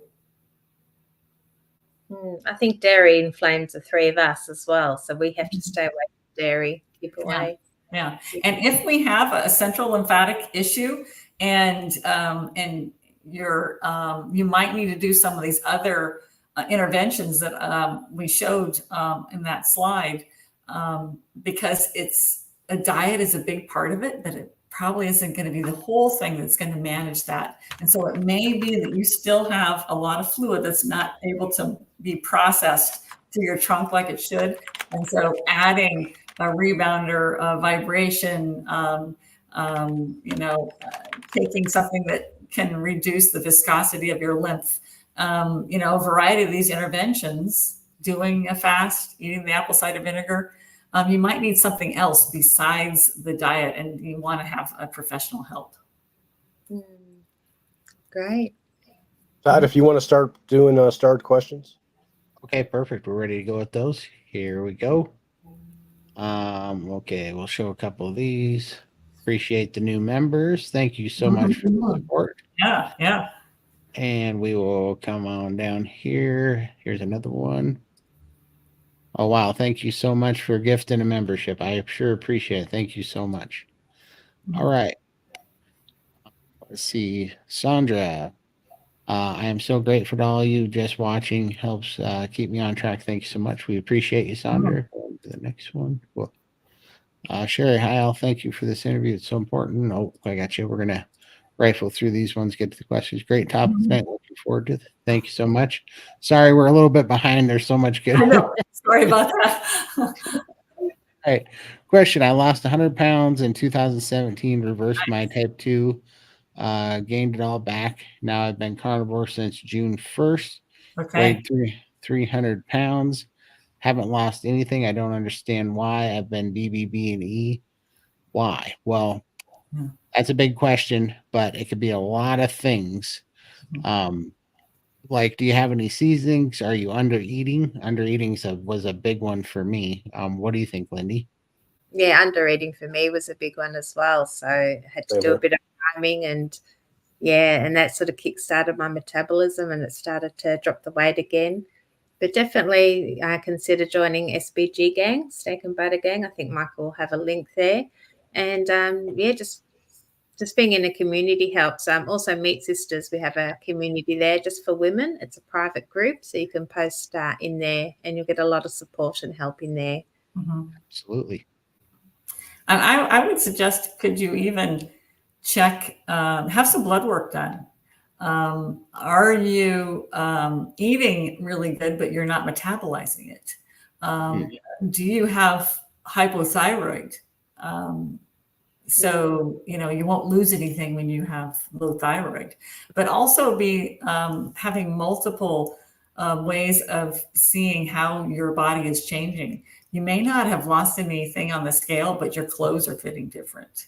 Your skin is healthier, your hair is healthier. So be sure to have multiple ways of doing it. And I think that all comes with a community, like you're saying, Lindy. Absolutely. That composition changes. So like until you experience it, you can't even imagine it. Cause I gained 21 pounds and lost 3 shirt sizes. Like it's just incredible. So Yes. that's an absolute great point. Question I have both. However, my lymphedema therapist says I can't be in pain with this. What can I take what can I take her to help her understand I have both and I am in pain? So this is unfortunately a lot of the lymphedema training 20 or so years ago. So if this is a therapist who's been there a long time, we originally were told that lymphedema doesn't hurt. Well, guess what? It hurts. Some people, I mean, I definitely have had someone come in after breast cancer treatment and an arm that's ginormous. And they said, no, it's not really a problem. And then someone who is only this big and they're saying it really hurts like crazy. So it doesn't matter with size. And some people are super tender. Like Mike just said that it hurts. So you definitely can have pain with lymphedema. So I think I would send them to maybe to the Learn website. I got to look it up for you to get you that, but it's the Lymphatic Education and Research Network. They talk about pain associated with lymphedema. I think it's lymphaticresearch.org or something like that. I have to look it up. But if you go to any, yes, excellent. So go, give that link to your lymphedema therapist. You definitely can have pain with lymphedema. Now, it's pretty much just about everybody with lipedema has pain. So that is, maybe she's thinking that or the therapist is thinking that that's lipedema, not lymphedema, but not so. See, question: how long does it take to heal insulin resistance and lymphedema? Yeah. Lymphedema and lipedema are chronic lymphatic conditions. And for most people that have had it for an extended period of time, we're talking years, there is some damage that's done that may not be reversible. You may get away with not needing compression as much or not as high level of a compression garment, not as tight, not as firm. With diet and changing the way you eat, you definitely will reduce in size. It'll be easier to manage it, but it doesn't necessarily ever go away completely. It's something that your tissue may be irreversibly damaged already. Now, insulin resistance, on the other hand, that can go away. What do you think about insulin resistance? So I follow Jason Fung's kind of theory that the best, and that's why I do so much fasting, that the best way to heal it is, especially your fasted insulin set point, which I very much believe in because I kind of feel like I've experienced it, is to hold it, as low and as long as possible, as for as many collective hours as you can. So that's why I do 84-hour fast for the autophagy and to hold that insulin down low. Yeah. But the second you have too many carbs, it can come right back. And I think that might be for the person who said that she lost a whole bunch of weight on keto carnivore, but gained it all back. And now the second time around, she's trying to do it. I think when you go back and forth a lot, it seems to be, for whatever reason, harder the next time. And I think it is because you reverse some of that healing that you did on the insulin resistance.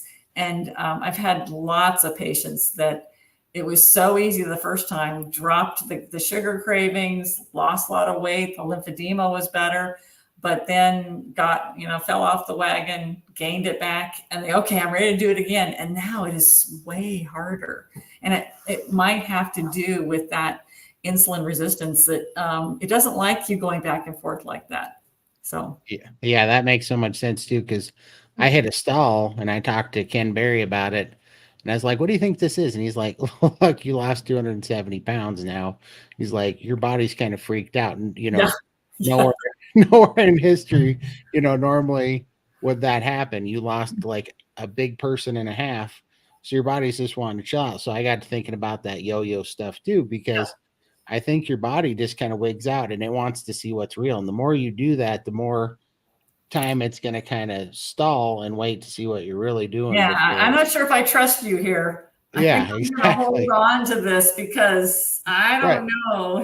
Yeah. Right, because this environment is crazy. Like all of a sudden it's fruit and sugar and whatever, and then we're in some famine, and then it's fat and meat, and I think it really wigs it out. So Yeah. I think it makes a lot of sense.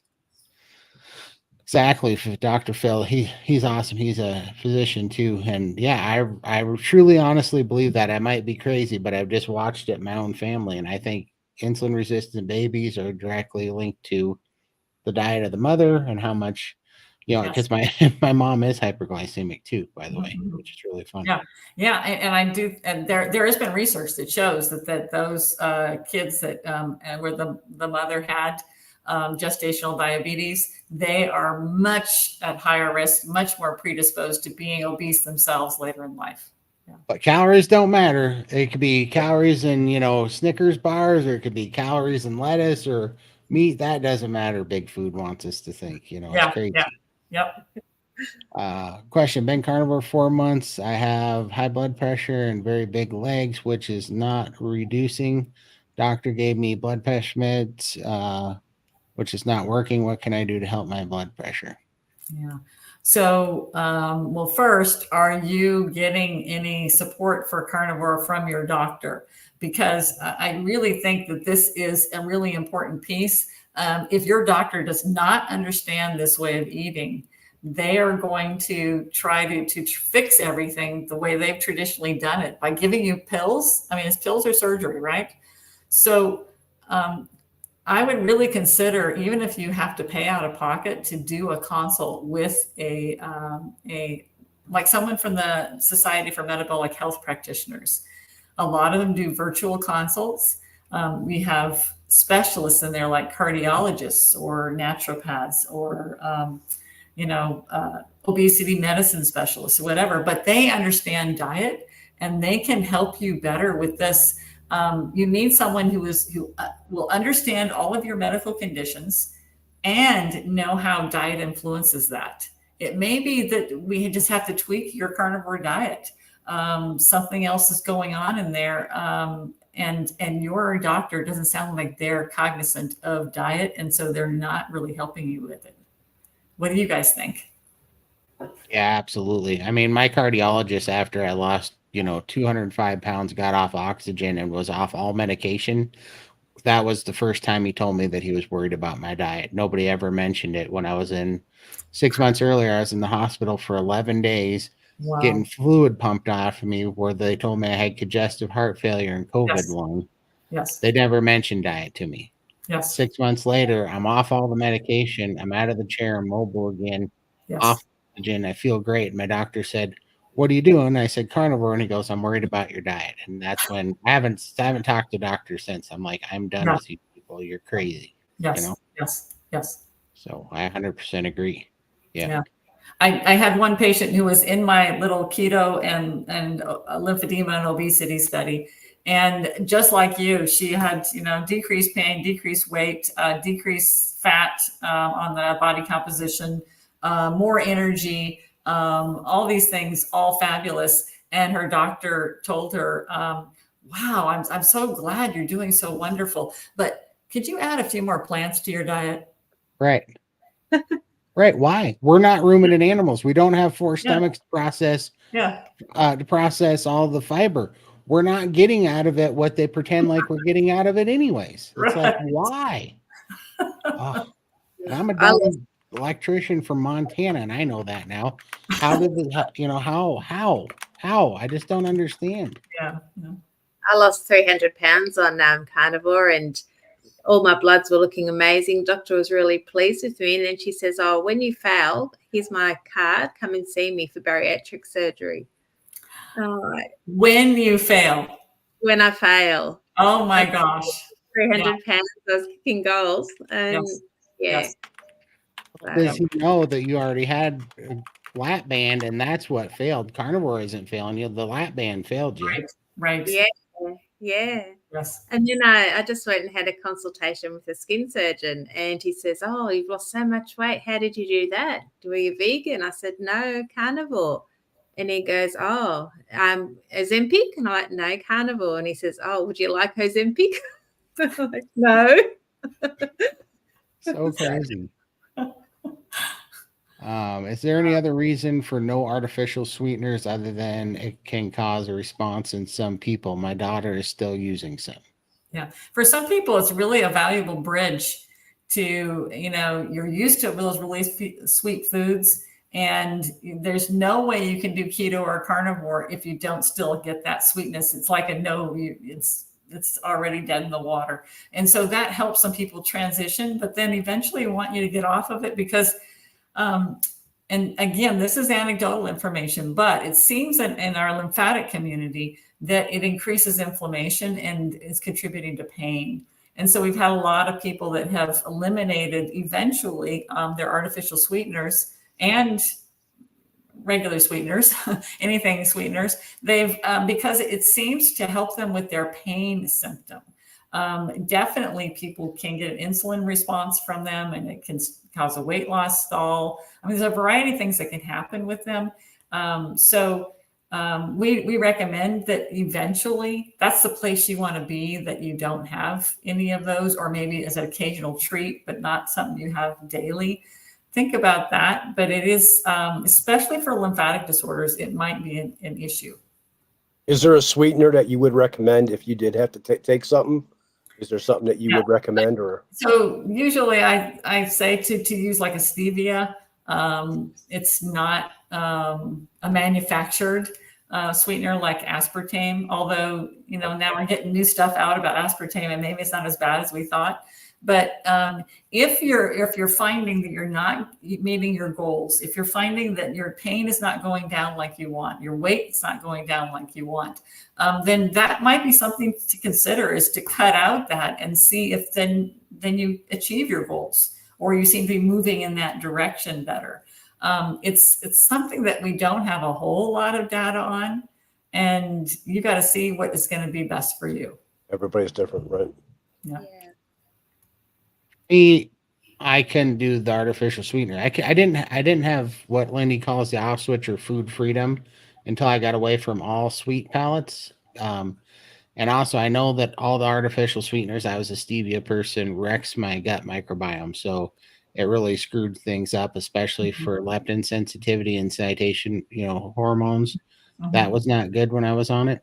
But the biggest thing was anxiety, right? The anxiety was still around when I had those things in my gut. And I really believe that everything that made me have an addictive personality and be compulsive was anxiety. Whatever that connection was, Yes. that pushed it 110%. Because like I've said before, but when I quit all that stuff and I got rid of the anxiety and I completely over all the cravings of everything, free from it all. I wasn't even trying to, but I quit a 26-year nicotine habit. I didn't want it anymore, and it was gone. And a gambling addiction that was still a monkey on my back. I wasn't doing it anymore. Had it under control for a long time, but the urge was still there after 10 years. Yes. That went away. Yes. So that didn't happen until I got rid of all the stuff. I had to go real clean. I don't drink caffeine or any of that stuff anymore. Just water and just animal fat and protein, and that's it. And that actually sounds so restrictive, but it's the most freeing thing I've ever experienced in my life, actually. Yes. Yeah. So move on. Question. I just like nothing allergies. Can you, what is it? Yeah, allergies. So can you note a dextrose or a medicine or medical record? Oh, so yeah, just like noting allergies in your medical record, you can make these other notations, and particularly with your surgeon, if you're having a planned surgery, I'm going to go in and have a hip replacement or something like that. And so prior to your visit, prior to the surgery, please have it in my record that I want saline IV only, no dextrose. I mean, if it's not in there, the nursing staff is only going to follow what the surgeon has put in the note. And so those types of things, if you know, talk with your surgeon prior to that.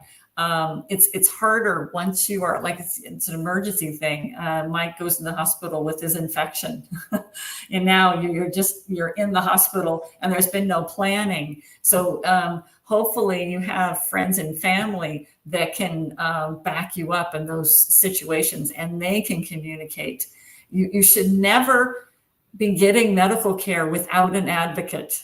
And I heard a physician say this on a radio interview. He said, even when I'm sick, I have someone with me when I go to see the doctor, when I'm in the hospital. Someone has to advocate for you because you're in a place where you can't think straight and you can't say a lot of times what you need. Someone has to be there who's on your side.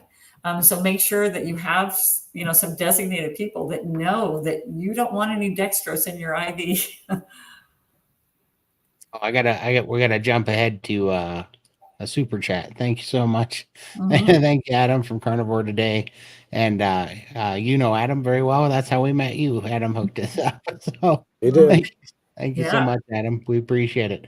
I'm finding this is the best show for me that we've ever done. This is the answers we've been wanting. So Definitely is. Yeah. we sure appreciate you coming on. This is so awesome. I'm going to link her interview with Adam on his channel too. Absolutely. Excellent. Question: what will help if I had 3 horizontal surgeries at lower abdomen that damage to the lymph system? Yeah. So when we have, it's really important which direction your scar is. And so if you have that, like that, it looks almost like a smile going across the base of your abdomen. A lot of times it's a functional dam and it can cause lots of water retention. And so having this kind of vertical scar, fluid can still get out. It's not going to be blocked by that. And so going to, again, I would see a lymphedema therapist because we do lots of manual techniques and we will do scar reduction massage and maybe even some modalities on you like cupping and cold laser techniques and various things like that to try to reduce that scar. And then it will have less of an impact, less of an influence on the lymphatics and allow them to drain. So see a therapist and have help with those scars. Awesome. Question: compressing stockings helping for upper thighs, but 2 inches above elbows to shoulder. What do I do? Compression badger shirt, not doing much. Yeah. So when you have a larger and unusual shape, then quite often we have to go to custom garments. But again, I like starting with Velcro first to see what your tolerance is to compression, because as we're talking about, some people, you apply compression that helps on the limb and it just pushes it into the trunk and the trunk gets big and uncomfortable. So we really want to see how effective we want those garments to be. They should always be comfortable, but maybe we don't want them so strong that we just put fluid in a different part of your body without letting it get processed and get rid of it. So when you're talking to me about the shape and how things are not staying in the right place, they're shifting, they're probably wrinkling, they're drifting down and bunching up, that type of thing, it really says that you might need something we call flat knit garment. It's custom, it's built just for you, and consider using a Velcro product. And sometimes we even layer it. We put the custom flat knit garment onto the limb, and then we layer on top of that a Velcro product, at least on the arm and also on the lower leg. It's very hard to get those Velcro products to stay in place on the thighs. They just don't. They Now, don't. I've had some people be very creative, and they actually took an abdominal binder and just slapped that on their thigh while they're sitting down. Mhm. Hey, if it works, I've done it before. yeah. And it's a lot cheaper than the, Just going. very hard to get on by yourself, let me tell you. Yes. Very hard to get on by yourself, and don't try walking in it. Oh, Yeah. slides down. Yeah, but be creative. I've had my patients. I had this one patient in his 80s. He couldn't get his stockings on, so what he used was KY jelly. It slid right on. His 80-something-year-old wife was very embarrassed going into the pharmacy to buy it for him, but it worked. So Right. Do what works. That's funny. Gotta get creative. Yep. Is this condition avoidable but not reversible? Once you've gotten a large fat nodule, can they be reduced or reduced away? Yeah. Yes. So it's not avoidable. Some people, even though they do everything perfectly, they might still get lymphedema. Lipedema may be, I think, totally avoidable if we raise our girls from day one on keto and carnivore. But lymphedema, it may be completely unavoidable if you're born with an imperfectly formed lymphatic system. And once you get a really large fat nodule, some of them have to be surgically excised. That's just an option that should be out there. And then others can be reduced just by how you eat and applying comfortable compression. So you certainly can reduce and manage and change those things, but sometimes surgery might need to be still on the table. That makes that's well, I guess now it's good enough time. I have one nodule left on my left calf, and it's kind of like I have a dead spot between it and the muscle now because it's just kind of more on the skin, and I lost so much weight around the calf. Mm-hmm. That I'm looking at it and I'm like, everybody that says that I should get as lean as possible. So I'm trying to, before I ever get skin surgery, I want to get as lean as possible before I get skin surgery. But I'm looking at that dang thing and I'm like, I feel like just cutting you off. Mm-hmm. Yeah, because there is a change that happens to the tissue and the skin, and this is documented with ultrasounds. It becomes thicker. And so, and I do think that the way we eat can reverse that a bit, but some of it's sometimes another therapist that I work with, he called it on this one patient, the patient even called it her brain that was on her calf, this gnarly tissue of thickened tissue. And it had been there so long that, she was doing everything perfectly. The therapists were doing everything perfectly. And they finally did just have it excised. That's exactly what I have going on. It's purple. It has the craziest thick skin on it.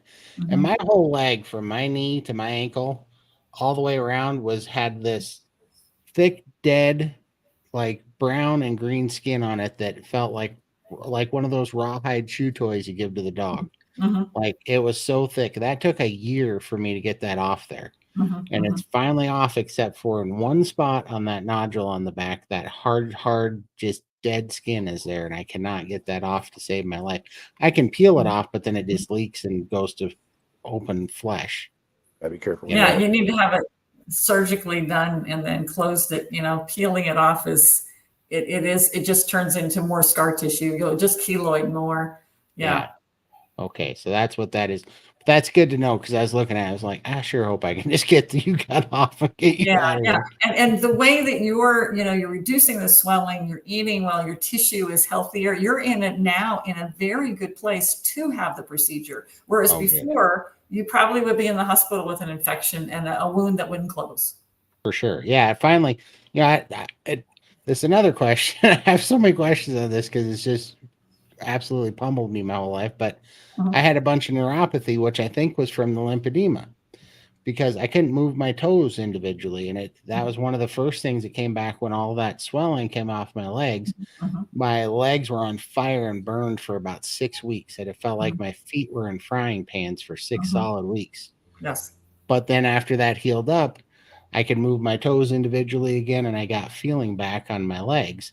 So what I'm wondering is that, Is that what that was from? Was from the lymphedema? Was it just starving blood flow from the nerves, or what was happening? Possibly. It's probably a combination of things. There is something about stagnant fluid that's very irritating to nerve endings, particularly sensory nerves. So they can not only deaden the feeling, but alter the feeling. The cruelest thing is to have less sensation, to feel kind of numbish, but also have pain. You think that, okay, I would just want to be away from the pain. I'll accept numb if I didn't have pain, but that's not how it works. It's like that's the one sensation that still gets through. And so part of it is just having that stagnant fluid that is irritating.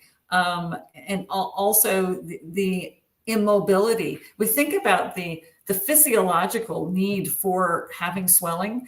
You break your arm. You're running away from that saber-toothed tiger and you fall and you break your arm. And so it splints that area by making it swell. So you can't move anything anymore. It's splint. So that's a function of the swelling. But now it's there for a long time.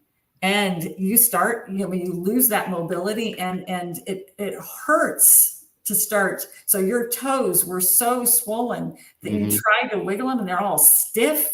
And they're painful. And so you start getting some of that swelling out. Now they can move more freely. That's usually one of the first things that people say is, I can see between my toes. Oh yeah. I got my toes back. Exactly. Yes. Seriously. Yeah. Like that was crazy. Somebody said it perfect. They're like, my feet look like blown up rubber gloves. And I'm like, yeah, that's exactly correct. Yes.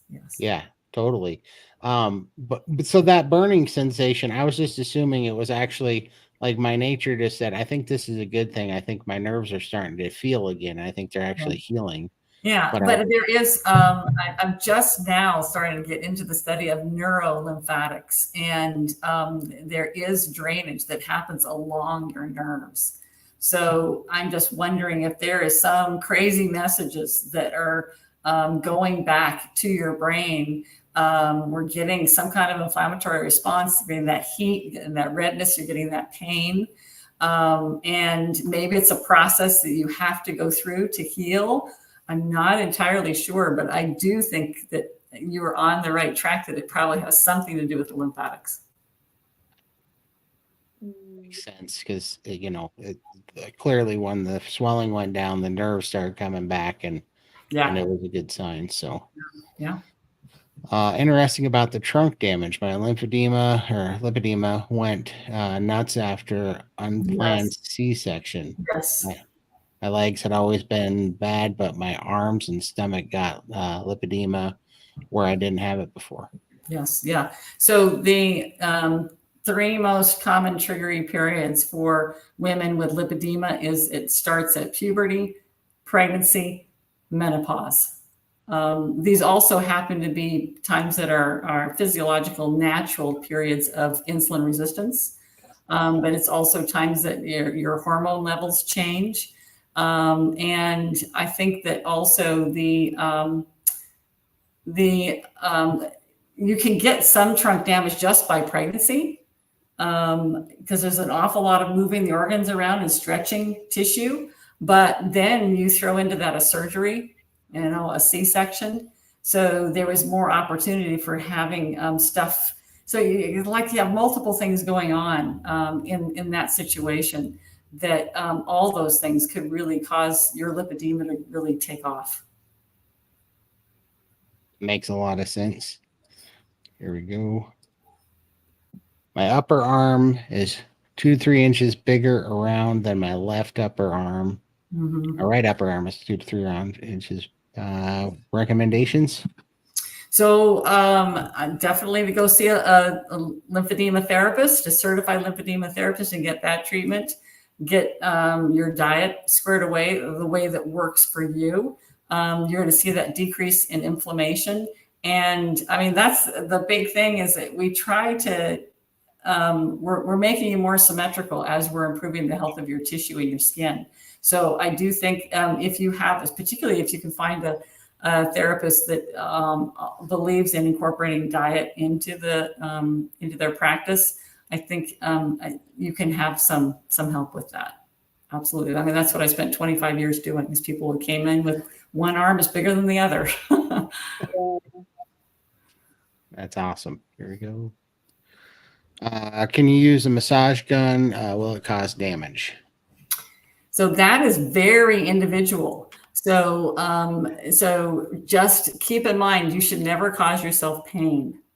And for some people, those massage guns can be very painful, probably then not a good thing, but they can help reduce fibrosis. And you think about, you have less scarring in your tissues, things are going to flow out of there a lot easier. So they definitely can be beneficial for some people. Be very cautious. This is kind of a nuanced question, but so beginning carnivore, eat more protein, then fat, then take vinegar. For some people, like for some people, I really recommend that you can do lots of experimentation. You can watch this show and see what things to try. You can get a coach. You can get a actual physician or other healthcare provider that is trained in this way of eating. Sometimes, I mean, doing it by yourself can take a long time to figure out what works for you. And what you recommend there, Carol, may be perfect for someone, but maybe not for you. And so being part of a community and seeing, well, what should I try with? And just try one thing at a time, because then you don't know, otherwise you don't know which one worked. So try one thing at a time, see how you do, or get a coach and have that person help guide you for your situation, what they think from their experience might work best for you. It's hard for me to tell you, Carol, exactly what you should do, but that's one of the things that people can do. That it worked for Todd. Absolutely. And that's great advice, because I totally agree with that, because I think there's a few real key things that I think the carnivore diet does. One, you have to, I really truly believe the best way to do carnivore is to be very, very strict and eliminate just about everything. Get down to just a few simple things. Even if you want to open it up to more carnivore stuff, as soon as you can get it simple, then it's a perfect elimination diet to add things back in one at a time and see how it affects you. First of all, that's super handy. But then the other is to be in that community, because people want this like real one size fits all ABC plan, and it doesn't exist. I've never seen it exist. They expect results the same day, and it's not going to happen. It takes time. That's not going to happen either. It does happen quicker, though. I mean, I'm here to tell you, I've only been doing it 17 months, and you guys are amazing. I've never seen such a spectacular short-term results, but everybody watching has to realize that may not happen for you. Everybody responds differently, but in general, just about everybody is going to benefit from reducing their carbohydrates, from getting the right level of fat, from maybe taking a little bit of vinegar or doing fasting. We try to find out the right combination that's going to be pleasurable, enjoyable, but also that you want to do each day. You want to be effective. But you want to. Life is meant to be enjoyed. Sure. Yeah. Even this process, you enjoy this process too. Yes. I finally to the point where I know this is so sustainable, because I'm actually really enjoying this process. I'm enjoying these conversations. I'm enjoying finding stuff out and making new breakthroughs. And that's one beautiful thing about this, because, when you're going through this, there's so many questions that you definitely do need to be in a community where you can ask people. That's why I love the SBG gang so much. It's because nobody has anything to sell you. There's no agendas. It's a bunch of people that are trying to save their life and have a higher quality of life. And they're like, this is happening. I don't know why I help. And then 10 people will be like, well, that was happening for me, and I did this X, Y, or Z. And you'll find one of those that work, and you're not crazy, when you start going, I think this is happening when I do this. Like for me, it was when I was eating chicken. I was like, am I crazy, or is chicken making me sick? And chicken makes me terrible sick. And there's a whole bunch of people that chicken makes sick, So it's so important to get into a good group. And I think the SBG is one of the best. So. Should I drink lots of water? I have always been governed by thirst. That's a great feedback system. And so I think it's unreasonable to tell everybody you should be drinking X amount of water.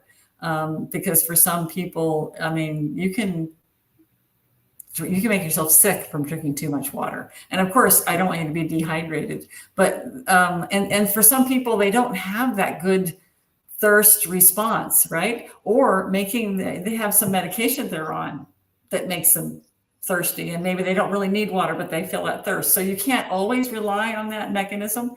But I think it's unreasonable. Some groups really promote that you need to drink X liters of water per day. And I just don't think we can make that blanket recommendation for people, based on certain weight needs this many liters or something like that.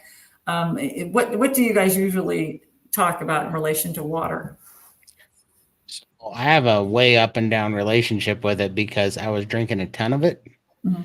Like 2.5 gallons a day. I couldn't drink enough water. It was pretty crazy. Yeah. And then I upped my fat. And what I found out is that fat, there's plenty of research behind it that more fat that you eat, the more stable your electrolytes will be. Mm-hmm. So I found that out to be, so I went from drinking like 2.5 gallons a day to going down to like 60 ounces a day, mm-hmm. And doing the dry fasting. And now I just listen to my thirst, and it's not off the Richter scale like that. So I drink somewhere between 60 ounces and maybe a gallon and a little over a day now. And I find that that's my sweet spot. But I definitely was drinking. I almost feel too much for whatever reason. I don't know why I was doing that, but could have been a crutch or something. What do you think, Lindy? Well, I've got my bone broth. I do that every morning. It's a pretty large cup. And then at nighttime, I'll have the peppermint tea. Through the day, I occasionally take a sip of a drink. I normally carry a bottle around, but I don't drink a lot. And I never have my whole life. I've been very bad with the water. Even when you were eating a higher carb diet, you didn't drink a lot then either. No.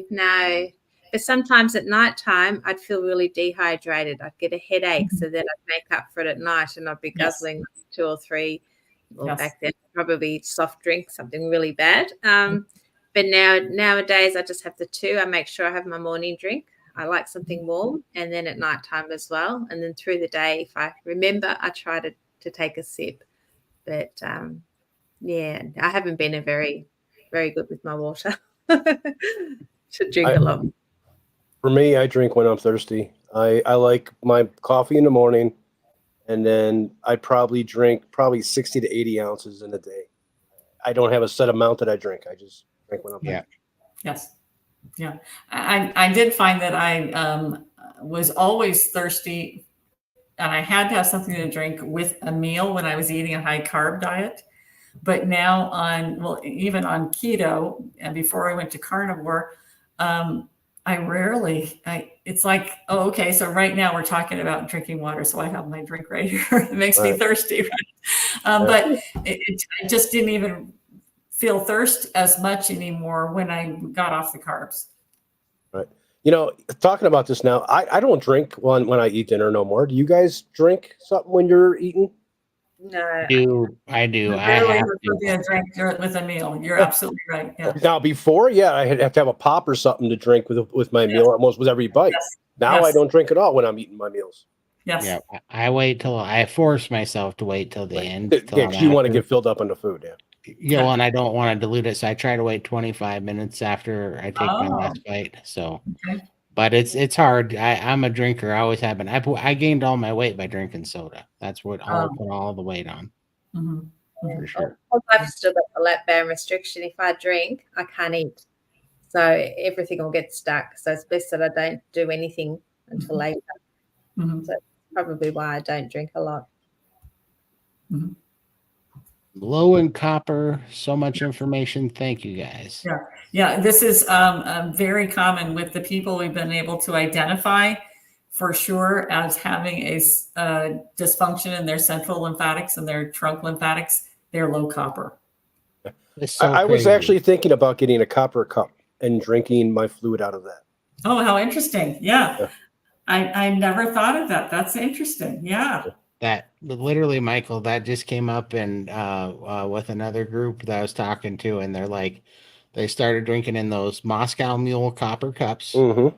to get the copper. And what is so crazy about this is I never considered that I'd be low copper because I'm an electrician and I absorb copper through the wire that I touch all Yeah. the time. Yeah, but you're not out in the field anymore, bud. Not anymore. I really Yeah. haven't touched copper Right. in years since I've been out of the field, but I just wouldn't have thought. But maybe it is. Maybe that's literally something that's going on there. I got a copper cup in my thing. I was actually thinking about getting one, so I figured I could probably be low on copper. Yeah. That's funny. It would be interesting if you are one of those people that likes getting blood tests just for the fun of it, to see what your levels are now. Although it is very, very hard to check for copper, but get one now and then try that drinking out of the copper cup and see what it does. A little citizen science thing.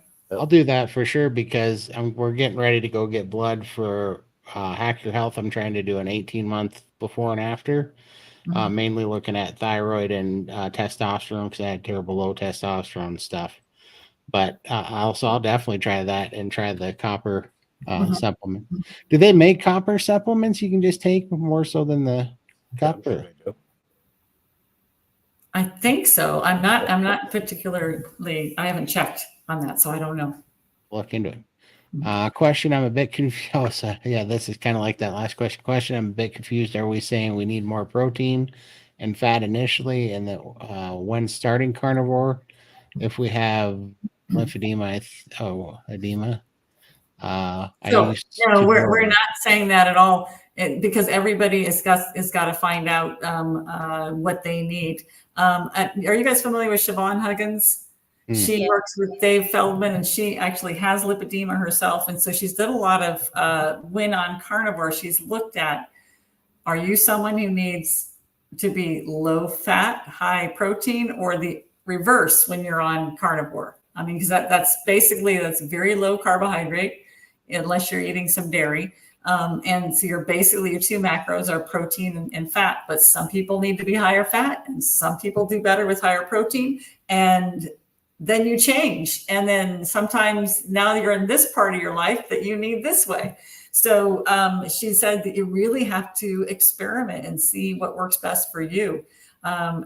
It's unfortunately, it's hard to know, what exactly is going to work best for you. Even though if you bloat with carbs, doesn't necessarily mean that you're someone who has a central lymphatic problem. Everybody bloats with carbs. That's what they do to us. But if you tend to bloat whenever you eat fat, maybe it'd be better for you to have higher protein, let your lymphatics heal, and then maybe try the reverse. It takes a lot of experimentation.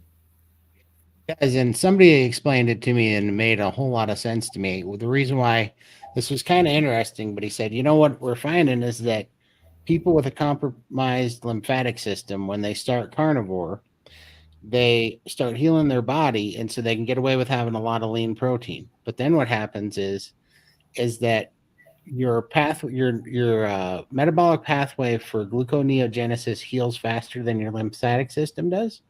And so you start taking and turning that excess protein into glucose, spiking your insulin, and it causes a little bit of a hiccup. And I don't know if that's true, but I did start watching my ketones better.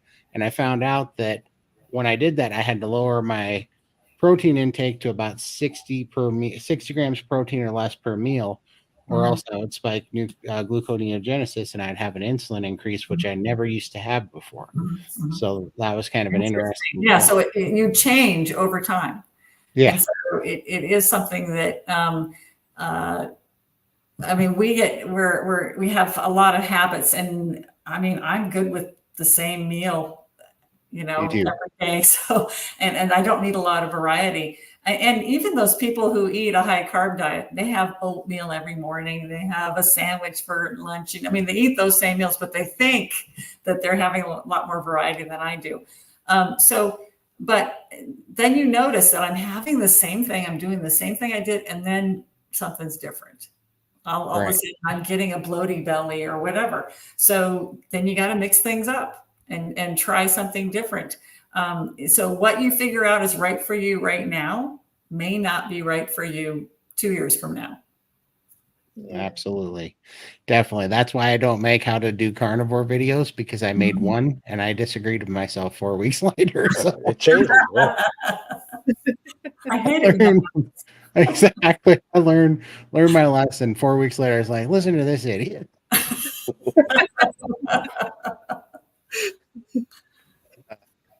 Let's see. What if I have a pacemaker? I've read that you shouldn't use a vibration plate. Yeah, you're right. You're right.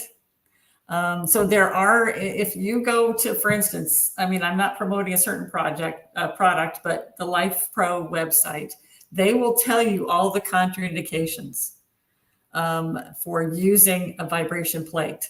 And one of those, I do believe, is a pacemaker. So your heart is a wonderful thing and you want to protect it. So so check that out. You may not be able to use a vibration plate. Good information. I've never heard of the Velcro kind. Where can I get them? I think he's talking about the compression ones, huh? Mm-hmm. Yeah. So I can tell you a website to go to. Again, I don't know if you guys are, promote certain businesses, stuff like that, but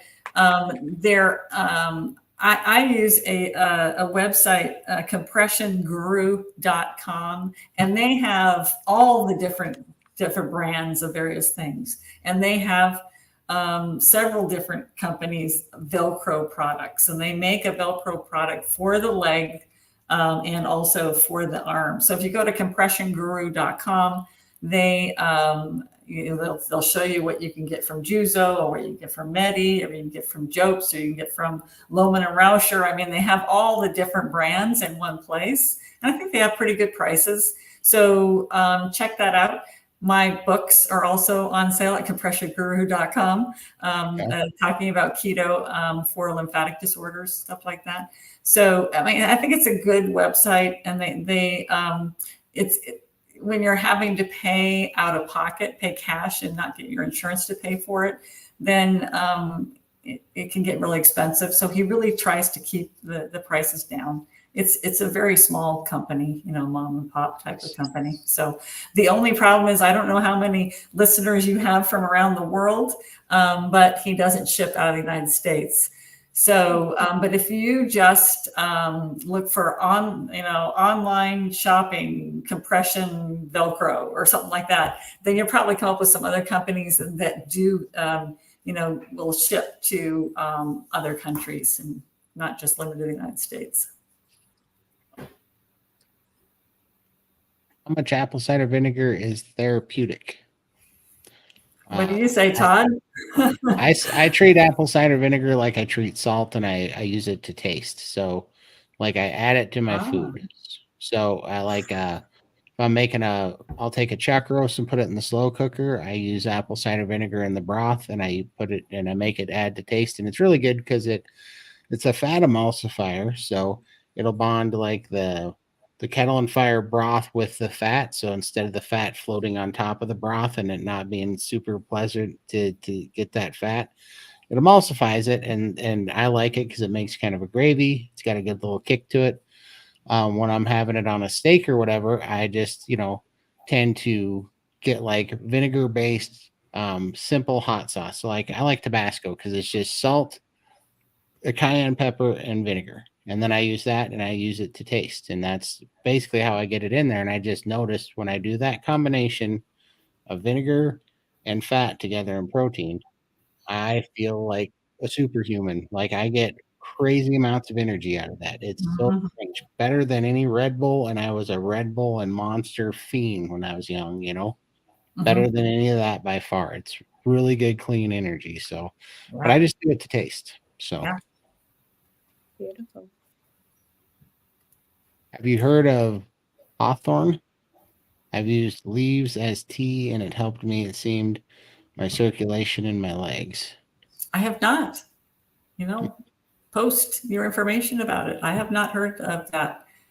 There's other supplements that anecdotally people are talking about that might help with lymphatic disorders. Not research to back it up.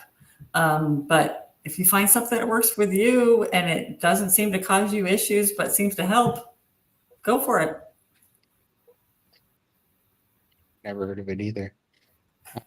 Regarding checking with your doctor regarding supplements, most medical doctors in the U.S. at least are hesitant to discuss anything beyond pharmaceutical treatments.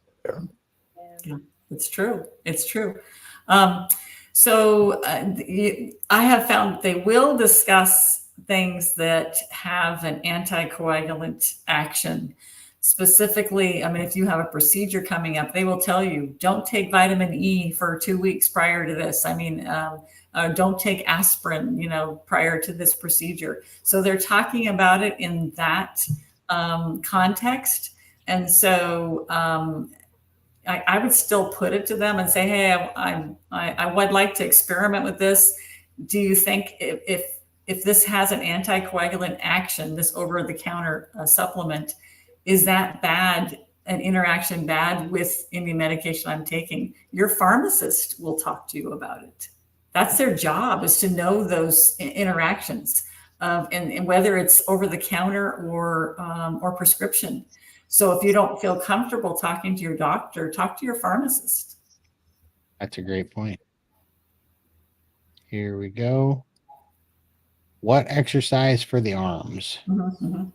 So I always start gentle. Okay. Resistive exercises are going to be the best, but you need to work up to them.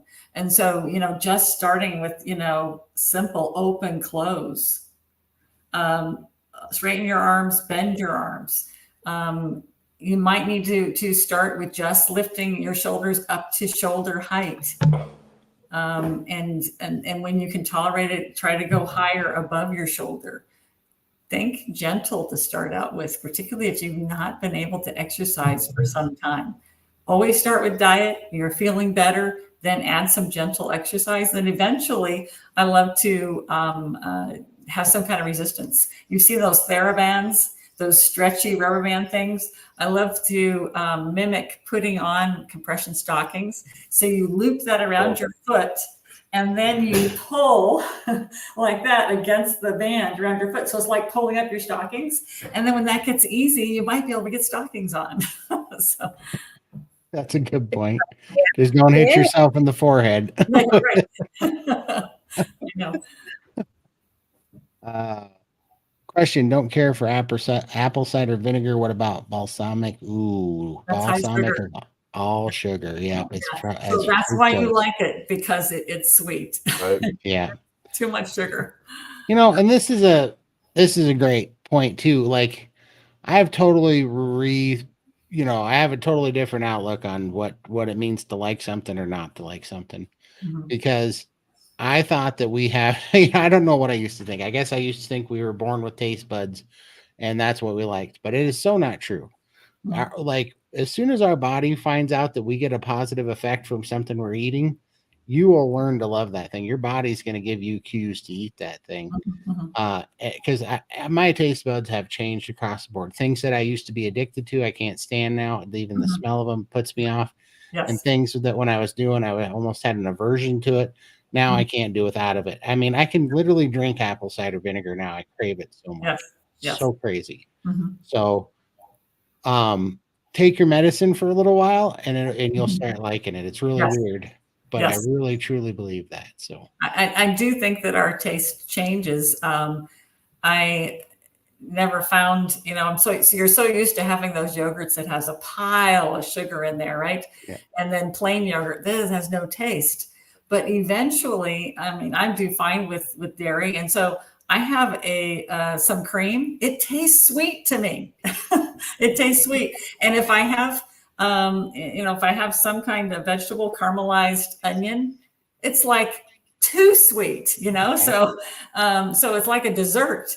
Exactly. So your taste does change on this way of eating. Yeah, and for the good, because it's so clean and so bright. Like all of a sudden, instead of just eating hyper palatable, like really just crazy, blow your mind, over the top sweet, over the top spices and things, all of a sudden you can eat things and you can taste all these nuances in the food, like the difference between browned butter and the skillet. You can taste all these crazy layers of flavor, and it's like we've been so dead and down by MSG and all this all the stuff. additives. Yeah, it's so crazy. I don't know. Like we go into a restaurant now, and me and Lindy talk about this all the time. Most of the time, I can't eat because I can smell the putrid oil they're using in there, and I'm like, Yes. oh, so crazy. Question: can the lymphatic therapy be used if I have a pacemaker? Can a pacemaker patient use a vibration plates? No. So No. easy question. Easy answer is that I've definitely done lymphatic therapy on people who have a pacemaker. I cannot use, usually would have a variety of different modalities that would supply vibration, and I couldn't use any of those on someone who has a pacemaker, but there's so many other things I could use that it was okay. So no vibration, but yes to lymphatic therapy. Hey, Keith. Keith's got awesome shout out to Carnivore Keith, New Zealand, or NZ. We so need more health professionals like you, Leslyn Keith. Have you seen changes in your profession? Yes. So when I first started talking about nutrition in maybe 2012, 2013, I was considered an oddball, and I still am kind of, but and I was the only one. If there was a lymphedema conference, I was there and I was talking about nutrition, and I was the only one. And then I found out about like Dr. Gabrielle Fairber, who's been doing keto with her lipedema patients for 15 years. And so there's isolated people out there, but now every single conference out there for lymphatic disorders, they're talking about nutrition. They never talked about it before. And so that is an exciting transformation. I have to say, I have to take that back. I did go to one conference where I was horrified because they were talking about make sure that you have lots of fruits and vegetables and about 60% of your calories coming from carbohydrates. Okay. That's when I knew that I had to do something, because I mean, I'm going, are you trying to give all of our patients diabetes? I mean, what are you talking about? So if it was talked about at all, it was that standard plant-based, low-fat, low-calorie way of eating that for some bizarre reason, we've come to believe that is the healthy way to eat. But now every single conference, there's at least someone, not always me, that is talking about, cutting down the carbs and eating healthy fats and getting plenty of protein is a good way to eat. We're just going to do this one quick again. Yeah, I do it to taste. I was going to, as I was looking at this question again, I was thinking too, at first though, it's kind of funny, right? People say, listen to your body, listen to your taste and all this. I'm like, well, when I first started this, my body was a crackhead. It wanted pizza and soda. So yes. Don't listen to that signal. That's a bad signal. But once you get free, once you get free from the cravings and you've done this long enough, then you can really start listening to the cues from your body. And it's like a muscle. The more you do it, the more you can trust it. You do have to get to a point where your body's just not a drug addict looking for a fix, and it takes a minute. So I'd say if you're in that spot where none of it, because it's not going to help you for me to tell you to have vinegar to taste if you're like, I hate all vinegar. So then I would say take as much as you can tolerate at first and work up to it. And then when you start liking the taste of things that are good for you and not liking, not having the cravings, you'll know you're kind of in that area where you can trust your body's cues then. Mm-hmm. Question I had, total knee replacement, right knee in 2011. So I did just, so did you just say a vibration plate is not good to use with having metal plate, with a metal plate? That can be an issue. Look at the product website and they will discuss that. And they may say, well, make sure you just only use this setting, or they may say blanket. If there's a metal plate, don't use, or they may say sit on it, don't stand on it. What we don't want to happen is to shake that metal plate loose. Okay. This would not be good. So be very, very careful and read the contraindications carefully. Don't invest in it. And then it turns out you can't even use it. Good advice.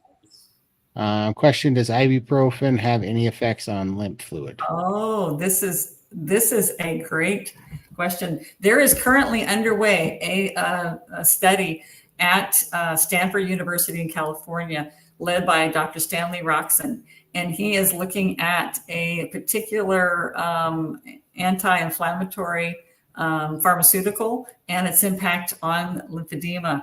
And they were, I think it was started out with you had to have lymphedema in one or both legs, and you would go on this drug. And now they've opened it up also to arms, and they've opened it up to lipedema patients as well. So if you put out on your search engine lymphedema, anti-inflammatory, Stanford, you're going to come up with this study, and they are still recruiting participants if you were interested in that. Just so everybody knows, we're going to answer as many of these questions as we can, but we are going to we are at almost 2 hours and 38 minutes. So we will go to just before the top of the hour here, and then we will kind of wrap up. So just wanted to let you know, we're going to get to it. I don't want to put you on the spot, but this has been so popular.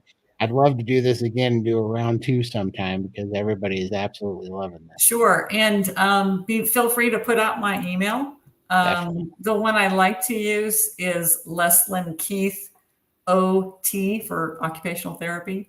Leslyn Keith OT at gmail.com. Feel free to email me. That'd be awesome. Yeah. And I was going to go over one more time at the end. Michael's been putting your YouTube and your websites and stuff in, but we will go ahead and do it again at the end. Yeah. Much better at that than me, Michael. Have you heard of castor oil for reducing scarring? Definitely and also for reducing pain. Yes. People do use it for pain and for scarring. I personally haven't used it, and I haven't actually looked into it to see if there's any papers and research about it. But it seems like at the very least it's benign and it wouldn't be bad. And it may even be beneficial. So if you found benefit from it, I say go for it. Yeah, I use it by the case because that terrible dry, hard skin that was so hard to get off. I use it on that. And I found a little mini paint roller that's about this wide, and I douse it up and I roll it. Does it have a long handle? It does. It has a long handle. It's like 3 foot long, but the roller is only that wide and it's about that big around. Yes. And I use that. Yeah. One of those corner paint rollers. Yeah. These are the type of things that those kinds of little tidbits, Todd, when we share these with people, it really helps them because they're going, great, I want to put some castor oil on my foot and try it out. I can't reach my foot. Can't reach your foot. Right. I know. I couldn't get it to the back of my calves when I was first doing this. Now I can, thank the Lord, because carnivore worked. But at first I had to get that paint roller so I could reach the back of my calves and go around. Oh, use it on your back? Yeah. That's a great idea. Yeah, it works fantastic. So definitely recommend it. Let's see here. My brother, crazy enough as this sounds, but he puts it in his eyes, right on his eyes, and it gets rid of a bunch of inflammation and the floaters and stuff in his eyes. It's crazy. Interesting. Okay, don't try this at home. Yeah, there's people that do it a lot, and it's pretty documented. But my brother swears by it. Do it at your friend's home. Yeah, and this is, by the way, I don't give medical advice. I keep getting in trouble for this because I talk quick. I'm telling you experiences that I've witnessed and seen. I'm not telling you to do anything. Exactly. So I just talk, but I'm not I'm no way an expert on anything other than experimenting on myself. So thank you for doing this. I'm getting answers to so many questions, as are we all. We are so happy you're here. It's incredible. Question. I don't know if I have lymphedema, but I have a significant hanging belly apron. I also have a clearly defined area on my abdomen where the skin is numb. Could you please, could they be related? I'm going to go out on a limb here and say that if you have a significant hanging belly apron, you have lymphedema. And you have it in that apron, but it's likely you probably also have it in your legs. And that numbness could very well be related. And it's something that I always would document the sensation prior to starting treatment, and then we would monitor it as we continued. And I've definitely had people experience improved sensation once we've gotten the fluid out.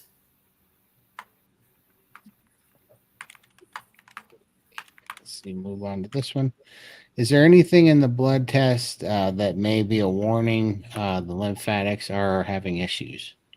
Yeah, and so, and I don't know if you can share any of those slides with your audience, but Yeah.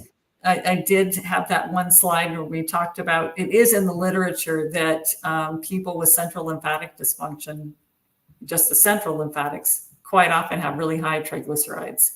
And they have low copper and, various other things on there. So there is some things on there, but as far as lymphatics in general, quite often, I mean, lymphedema and lipedema both are inflammatory conditions, chronic inflammatory conditions. So I'd also be looking for those elevated inflammatory markers like CRP. So that could something that you would definitely want to check. That's good to know. I wonder, carnivore is such a, anti-inflammation diet. I wonder, could you still have inflammation? Like if you really had a real lymphatic problem and you're having inflammation markers still high, that might be something to look for too, wouldn't it? If Absolutely. you're on carnivore. Yes. And also you have to remember too that there's been a lot of stuff out there in the community about I'm on carnivore. How come my glucose is still elevated? And that could be, and your inflammation markers could be still elevated. And one thing they're looking at is you're feeling so good, you're exercising. And guess what? When you exercise, your glucose goes up and so does your inflammation. Because inflammation is part of a natural process. It's that chronic inflammation that's bad. Your body is becoming a little bit more metabolically flexible. So you're using glucose as well as fat for fuel. So keep in mind, everything that's happening with you, and it's not necessarily bad that you would have some increased inflammation or increased glucose if it's in the context of something that's healthy. My sister has Hashimoto's and throat cancer. Was wiggly shaped lymph nodes discovered during throat surgery. They removed 2, then decided this must just be her normal. Any thoughts on the weird shape? I have not heard of that strange shape. But that's unfortunately, they removed 12 before they figured out that maybe these were all fine. Because it does increase your risk for getting lymphedema, the more nodes that you remove. But when you're talking about throat cancers, quite often we have the cancer has metastasized to the nodes and we have to remove them. Different from some other cancers like breast cancer, it doesn't automatically metastasize, and that's why they've gone down to removing fewer nodes. And now those people who have fewer nodes removed, they have less chance of getting lymphedema. But if you are one of those people that had an impaired lymphatic system at birth, you should have about 30 nodes under your arm, but maybe you're only born with 8. And now they only removed 2. Why did I get lymphedema? Well, because you only started with 8. So sometimes it's a combination of removing nodes and having an impairment already in the lymphatic system. So this, your sister could have that weird shape, those weird shaped nodes that are just natural. And like they say, this is her normal. Leslyn Keith, you would make a great carnivore life coach. Thank you. Thank you for that. I think it's because of the name Keith. I think that's why. Let's see. Question: should we not use the skin test for dehydration? Oh, yeah. Yeah. We use Does it stay up? Like mine is right now. I need to drink some more because mine's staying up. But you can't do that skin lift on the area that you have lymphedema, because remember we were talking about that you get the thickened skin, and one of the signs of lymphedema is what they call a positive stemmer sign. You can't pinch it because it's so thick. Yeah. Then it said that is an indication that you have lymphedema. So you'd have to be able to do it on a part of your body that doesn't have lymphedema in order to use that skin test. That makes a lot of sense. Question: are all 4 of you working with lymphedema? Does the doctor not suffer with it? I think I have a venous condition, and so I do wear stockings every once in a while, particularly when I fly. And so every once in a while, I can push your thumb right against your shin, and you hold it in for at least 10 seconds, and it leaves a little depression, right? A nice little test to see if you're retaining water for whatever reason. And I do get that every once in a while, but I am not diagnosed with lymphedema. Are all 3 of you? Do you having lymphedema issues? Yeah. Yeah. Or We're all in the same boat when it's sinking. Well, not anymore. We're plugging these holes. Yeah, we got a life raft. Exactly. We're coming out of this. I'm feeling really good about it. I was told I don't know what to believe anymore, and I understand that it won't. That it's not going to 100% heal. But I've been told all these things that won't heal, they don't get better. You just got to treat them with medicine. Like everything's healing up on this. I'm questioning everything that I've been told. Yes, and this is one of my partners, my colleagues that I work with, and we have a lifestyle program for people who have lymphedema and want to use a ketogenic diet or a carnivore diet to help it. And my partner is saying, we've been told forever that lymphedema is a chronic condition that's irreversible. You can make it smaller, you can make it better, but it's irreversible. And he said, I'm not so sure, since he's, been using diet in his practice with his patients. It may be that we can get reversal on this condition. It feels like it. I mean, it might be a ways off, but I feel like, I just think, this is just me as a layman thinking, but I just think we haven't been trying because we've been led such astray to believe this big food, big pharma system has to be the way that nobody's been even looking at this enough, and I think people like you and people just finally seeing through the money system that is big pharma. People are starting to do this now. And I think once it starts going in that direction, who the heck knows what we might figure out, It's crazy. Yep. Do you think that AFib has anything to do with the lymphatic system at all? Wanda, what a wonderful question. And we can spend the whole next episode talking about that. So your heart actually has specialized lymphatics. Matter of fact, all of your organs have lymphatics that are specialized just for that organ. And Dr. Stanley Roxon, the researcher that's doing that anti-inflammatory drug research on lymphedema, he made this comment at a past lymphedema conference. He said, the lymphatics are so important to our overall health that in the future, many chronic conditions we're going to treat by treating the lymphatics. So yes, I do believe it has a big impact on AFib. That's awesome. Well, we know what to talk about in our next episode whenever we can line that up. That'll be incredible. Todd, do you fast every week? Or are you eating less after fasting? So I do fast every week unless my body tells me I'm not ready for it. I do listen to that now. I used to force it. I do not force it anymore. That just ruins your metabolism.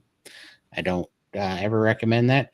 So really, I'd say about 75% of the time I do it every week, but about every 25% of the time, my body's still hungry and it's wanting nourishment. So I listen to it. I no longer go against that. Mhm. That's the old way of thinking for me, where I was just going to stubborn through everything and make things worse. Mhm. So I'm really trying not to do that anymore. Let's see. And then, yeah, the food is the same way. I am overall eating a lot less for sure. It's crazy, but when you fast, it's like you get really efficient at burning fat as fuel. You get very fat adapt, and then your body just takes over, and you just naturally eat less. You naturally need less. It's crazy. Mhm. I have cellulitis in both legs. They both are pretty deformed from lymphedema and the infections. I am doing the right thing by using the vibration machine. Question: anything else I can do? Yeah, your diet. And I really think that even before I would use the vibration, particularly when you have cellulitis, if you're in the hospital with your cellulitis, you need to have access to real food and not what they give you in most hospitals. So you've got to cut the carbs. You've got to get plenty of meat. And that is going to give your body the nutrients it needs to heal from the infections. Once you're out of the hospital, or maybe you're handling your cellulitis at home, but once you're over the infection, then you can add things like vibration. But if you don't have the diet, nothing else is going to work as well. Sure. And I mean, that is such good advice and so true, because, all my life, everybody's like, take these vitamins and that's the answer, and take this thing. And, if you eat these vegetables, it's going to help. Well, who the heck would have known if they were good or bad? With a bad diet, your body's a dumpster fire, and you have no idea what anything's doing. That's why carnivore as an elimination diet is so powerful. Yes. Without doing that elimination, I wouldn't even known. I can't even handle black pepper. Who would have ever thought black pepper was a problem? Yes. It's a nice shade. Yeah. Yeah.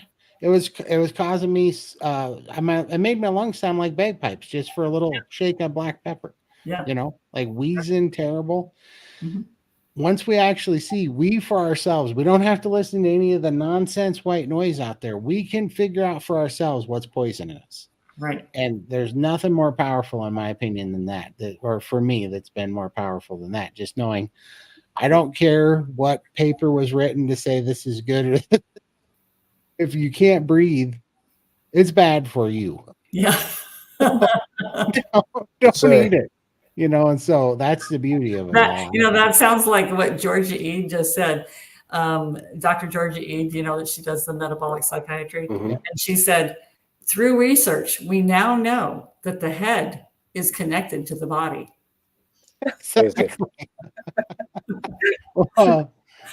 Watch end is the question. I know a few doctors, I would say it's connected to the rear end.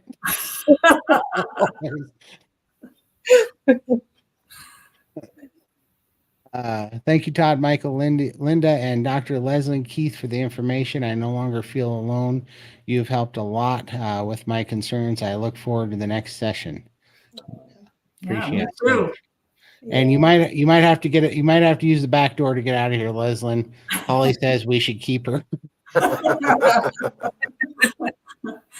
Well, I feel like you guys have all done me a huge favor, because I love talking about this, and the people that I live with get real tired of hearing it. So thank you so much for giving me an outlet and letting me talk about it. We appreciate it. And we will not get tired here. Carnivore Scott, shout out. He's got an awesome channel. Go check out Carnivore Scott. I'm late to the show. I have grade 3+ edema in my lower leg. What is the best exercise to get fluid up and out of the lower leg? Yeah. Well, first, you're already doing the carnivore, so that's good. We start with that. And then that muscle pump, your calf, is going to be the best thing. And that's why I'm kind of loving the rebounder, and to just do that gentle bouncing, because it just makes your calf muscle really pump.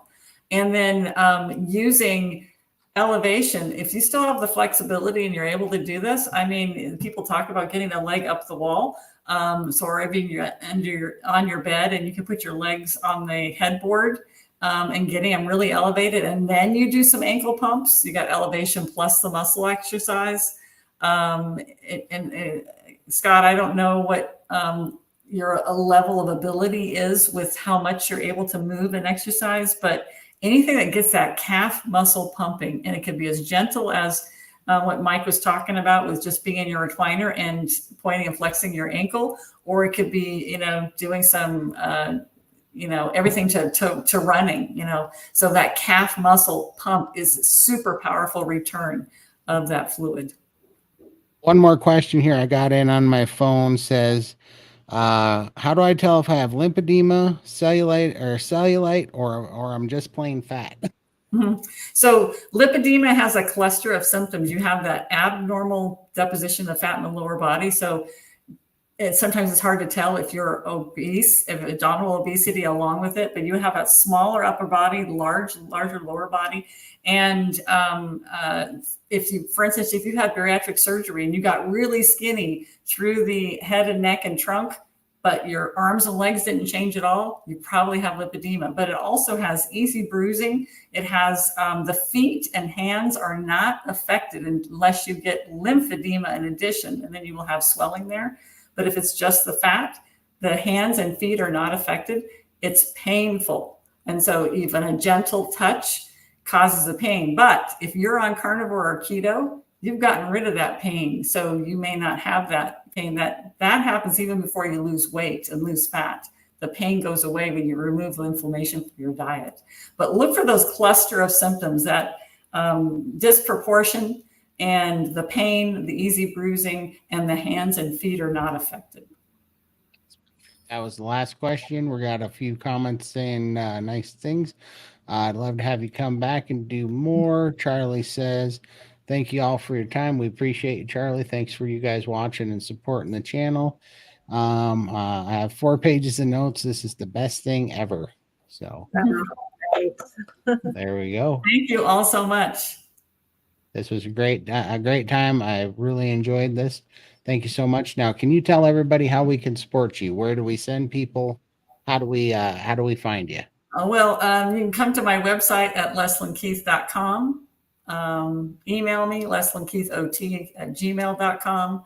I have a program that I did with another occupational therapist, Lymphatic Lifestyle Solutions, and we promote a ketogenic diet. A lot of people in our group are doing carnivore. If you have questions about lipedema in particular, contact me there at leslyn@lipedemaproject.org. Michael's putting all these in the chat right now. If you guys would click on them, bookmark those and save them so you guys can visit them. Definitely check out her YouTube channel and go give it a subscribe to her YouTube channel. Give it a thumbs up, spread the word, share it with people. We'd sure appreciate it. And man, you guys are awesome. You guys hung out with us the whole 3 hours.